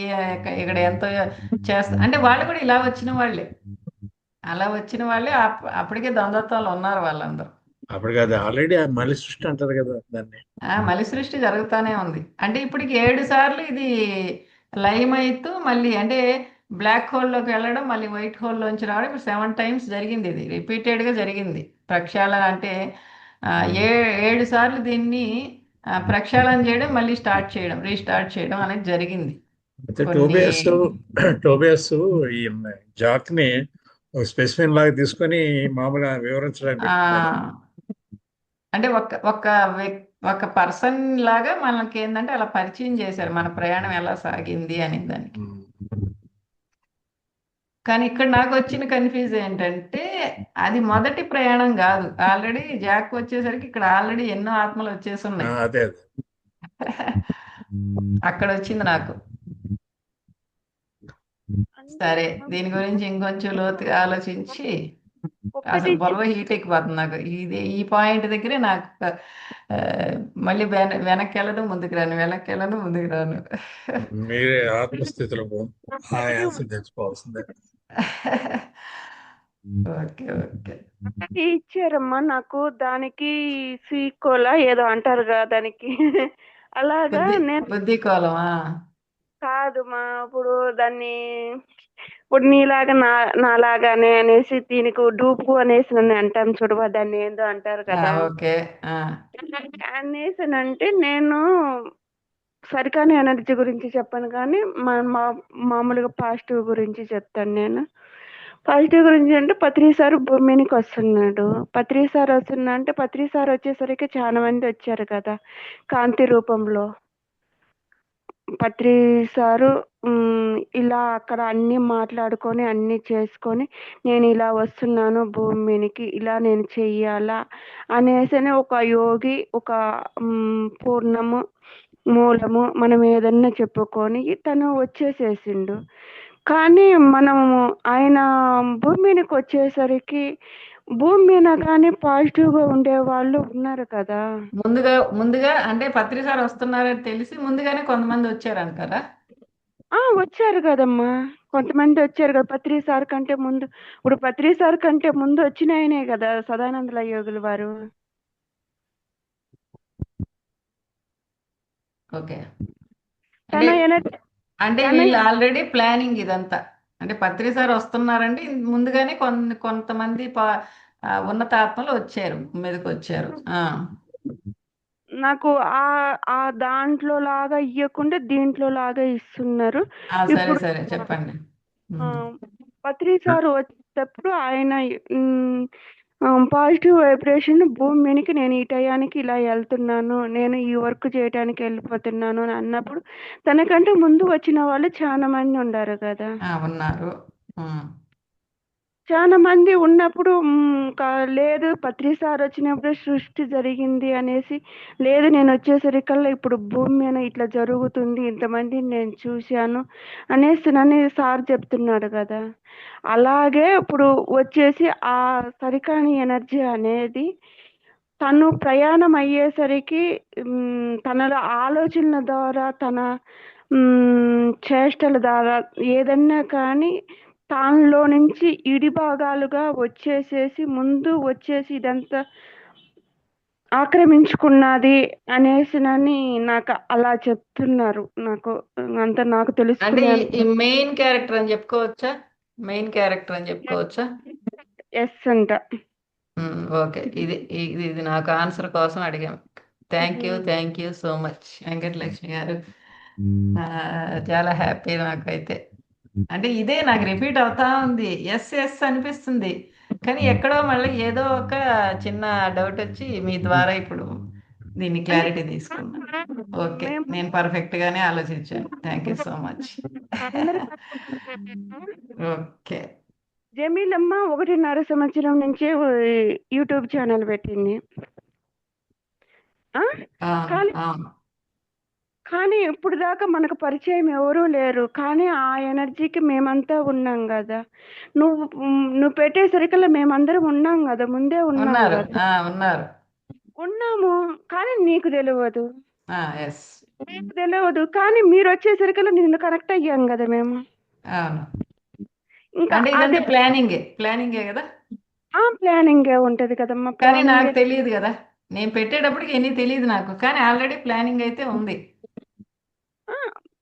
ఇప్పుడు నువ్వు ఇక్కడికి భూమి మీదకి వచ్చి ఇప్పుడు ఈ బాహ్య ప్రపంచంలో ఉండేసి నువ్వు మర్చిపోయాను, కానీ పైలోకాలలో ఉండవు కదా, మందంతా ఉంటది కదా, ఉన్నాం కదా. ఓకే. మాట్లాడుకుంటాము. నువ్వు ఈ టయానికి రా, ఇప్పుడు ఇక్కడ కలుసుకుందాము, మేము ఇలా ముందు పోతాము లేకపోతే వెనకొస్తాము అనేసి మొత్తం పైన మాట్లాడుకొని నేను వచ్చి కలవం కదా. అక్కడ అది వాళ్ళల్లో వచ్చిన సరికాని ఎనర్జీ ముందు వచ్చేసి తర్వాత తను వచ్చేసిండు. ఓకే, ఇదంతా ఎవరి ప్లానింగ్ అంటే ప్రాథమిక మూల చైతన్యం ఏదైతే ప్రైమరీ గార్డ్ ఉందో ఆ ప్లానింగ్ అన్నమాట. ఇదంతా ముందు వీళ్ళు రావడం, తర్వాత ఈ సోల్ రావడం, ఇదంతా కూడా ప్లానింగ్, సినిమా షూటింగ్. పాజిటివ్ ఉంటే గాను దానికి ఇది ఏముంటదమ్మా, ఎంతసేపు ఉన్నా 2 ఆటలు నువ్వే ఆడితే గాని ఆడ ఏముంటది, ఆ ఆట ఏముండదు. ఇంకొకటి రావాలి కదా.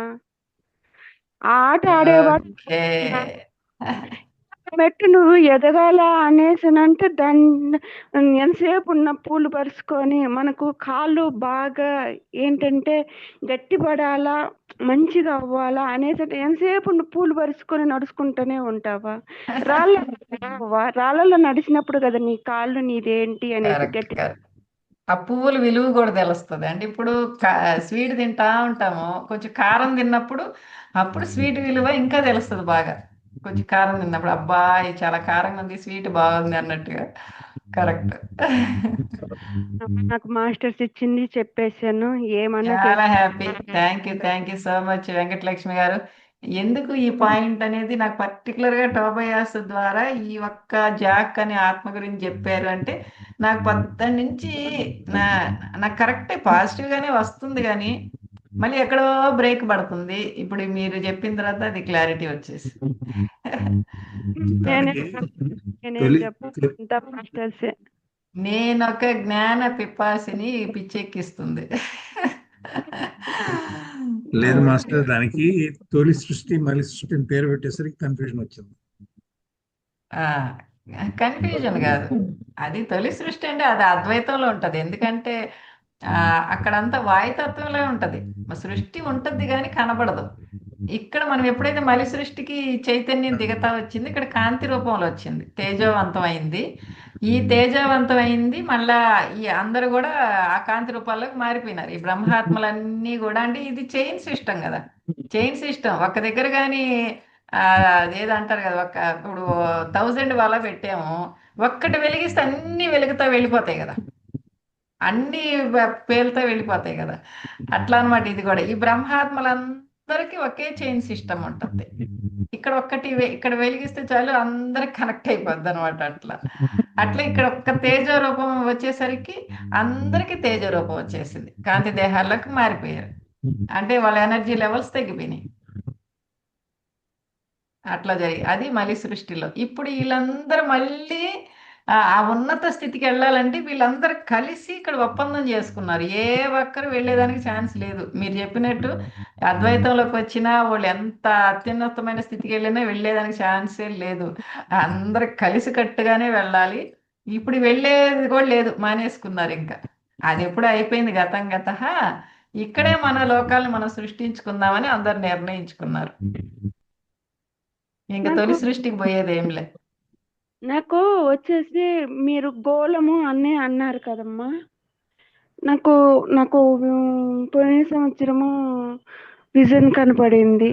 ఒకటి మన భూమి లాగానే, ఇట్లా భూమి లాగా లేదు కానీ కొంచెం కోడిగుడ్డు షేప్లో ఉంది, కొంచెం కొంచెం పొడవు కనిపించేసింది.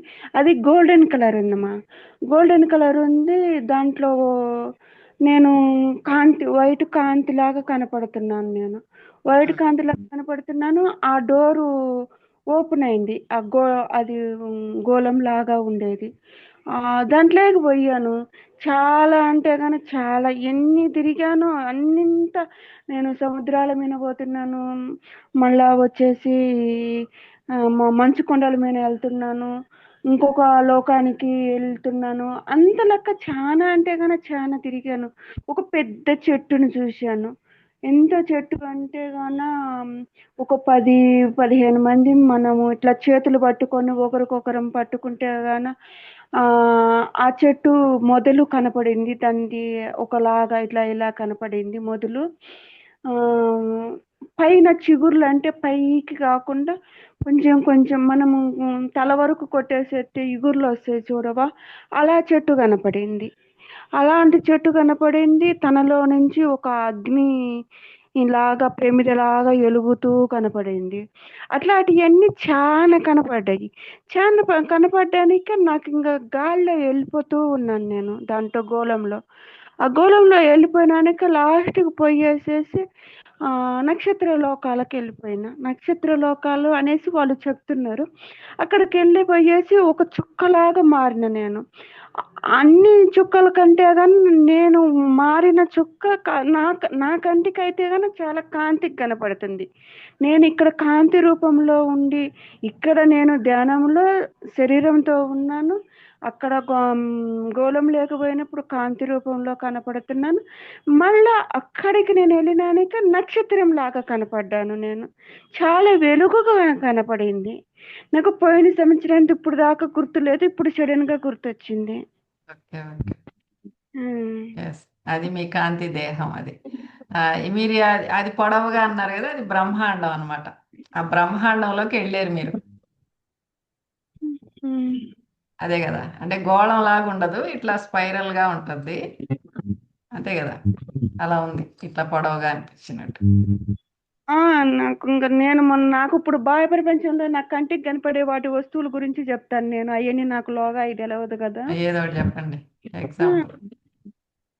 అంటే గుడ్డులాగా పొడవు కాకుండా ఒక గుడ్డు కొంచెం గుడ్డు అంటది చూడవా, అలాంటి దాంట్లోకి వెళ్ళిన గోల్డెన్ అది గోళము, గోల్డెన్ ఎగ్. వెళ్ళా నేను. దాంట్లో నేను ఉన్నాను, కాంతి రూపంలో ఉన్నాను నేను. ఇప్పుడు అడిగారు కదా, అద్వైతంలోకి వెళ్ళిన వాళ్ళు వెళ్ళిపోవచ్చు కదండి. మనం అందరం కూడా ఎన్లైటెడ్ మాస్టర్సే. మళ్ళీ ఎందుకు వచ్చాము పల్లె? పోండి వెళ్ళండి, ఇటు వెళ్ళేదానికి లేదు. అక్కడ గేట్ కీపర్ ఉంటారు, అటు ఎవరు వెళ్ళేదానికి లేదు, అందరు ఇటు పోవాల్సిందే. మళ్ళా పోండి, మీరు అయిపోయారు కదా, మీరు ఉన్నత స్థితికి వచ్చారు కదా, ఇంకా మళ్ళీ అటు వెళ్ళేదానికి లే. మళ్ళీ కిందకి పోండి, కిందకి వెళ్ళి వాళ్ళకి హెల్ప్ చేయపోండి. పోండి, ఎవరు బానివ్వరు మనల్ని. మొత్తం అందరూ ఒకే స్థితికి వచ్చే వరకు కూడా ఎవరు వెళ్ళేదానికి ఛాన్సే లేదు ఇక్కడ. అలా ఒప్పందాలు పెట్టేసుకున్నాం మనం. అందుకని ఇక్కడిక్కడే తిరుగుతా ఉంటాం, ఇదే బ్రహ్మాండంలో తిరుగుతా ఉంటాం మనం. నేను మీకు చెప్పాను చూడమ్మా, నాకు కిడ్నీలు 2 వాపు వచ్చేసి నేను ఇంత లావున అయిపోయేసేసి ఉన్నాను అనేసినని. కిడ్నీలు అట్లా అయిపోయింది అనేసినని 2-4 సంవత్సరం క్రితం అయితే కనుక నేను బాడీ వికెట్ చేయాలి. మామూలుగా అయితే నాకు అట్లా కలగానే వచ్చేసింది అయిపోయినట్టు అనేసినని. కానీ నాకు ఆ శరీరంలోనే కొత్త శరీరం వచ్చేసి నేను మా బాడీ వికెట్ చేసే గాన ఇప్పుడు ఈ జ్ఞానానికి నాకు తెలిసింది నేను చెప్పటం కానీ మీరు చెప్పేది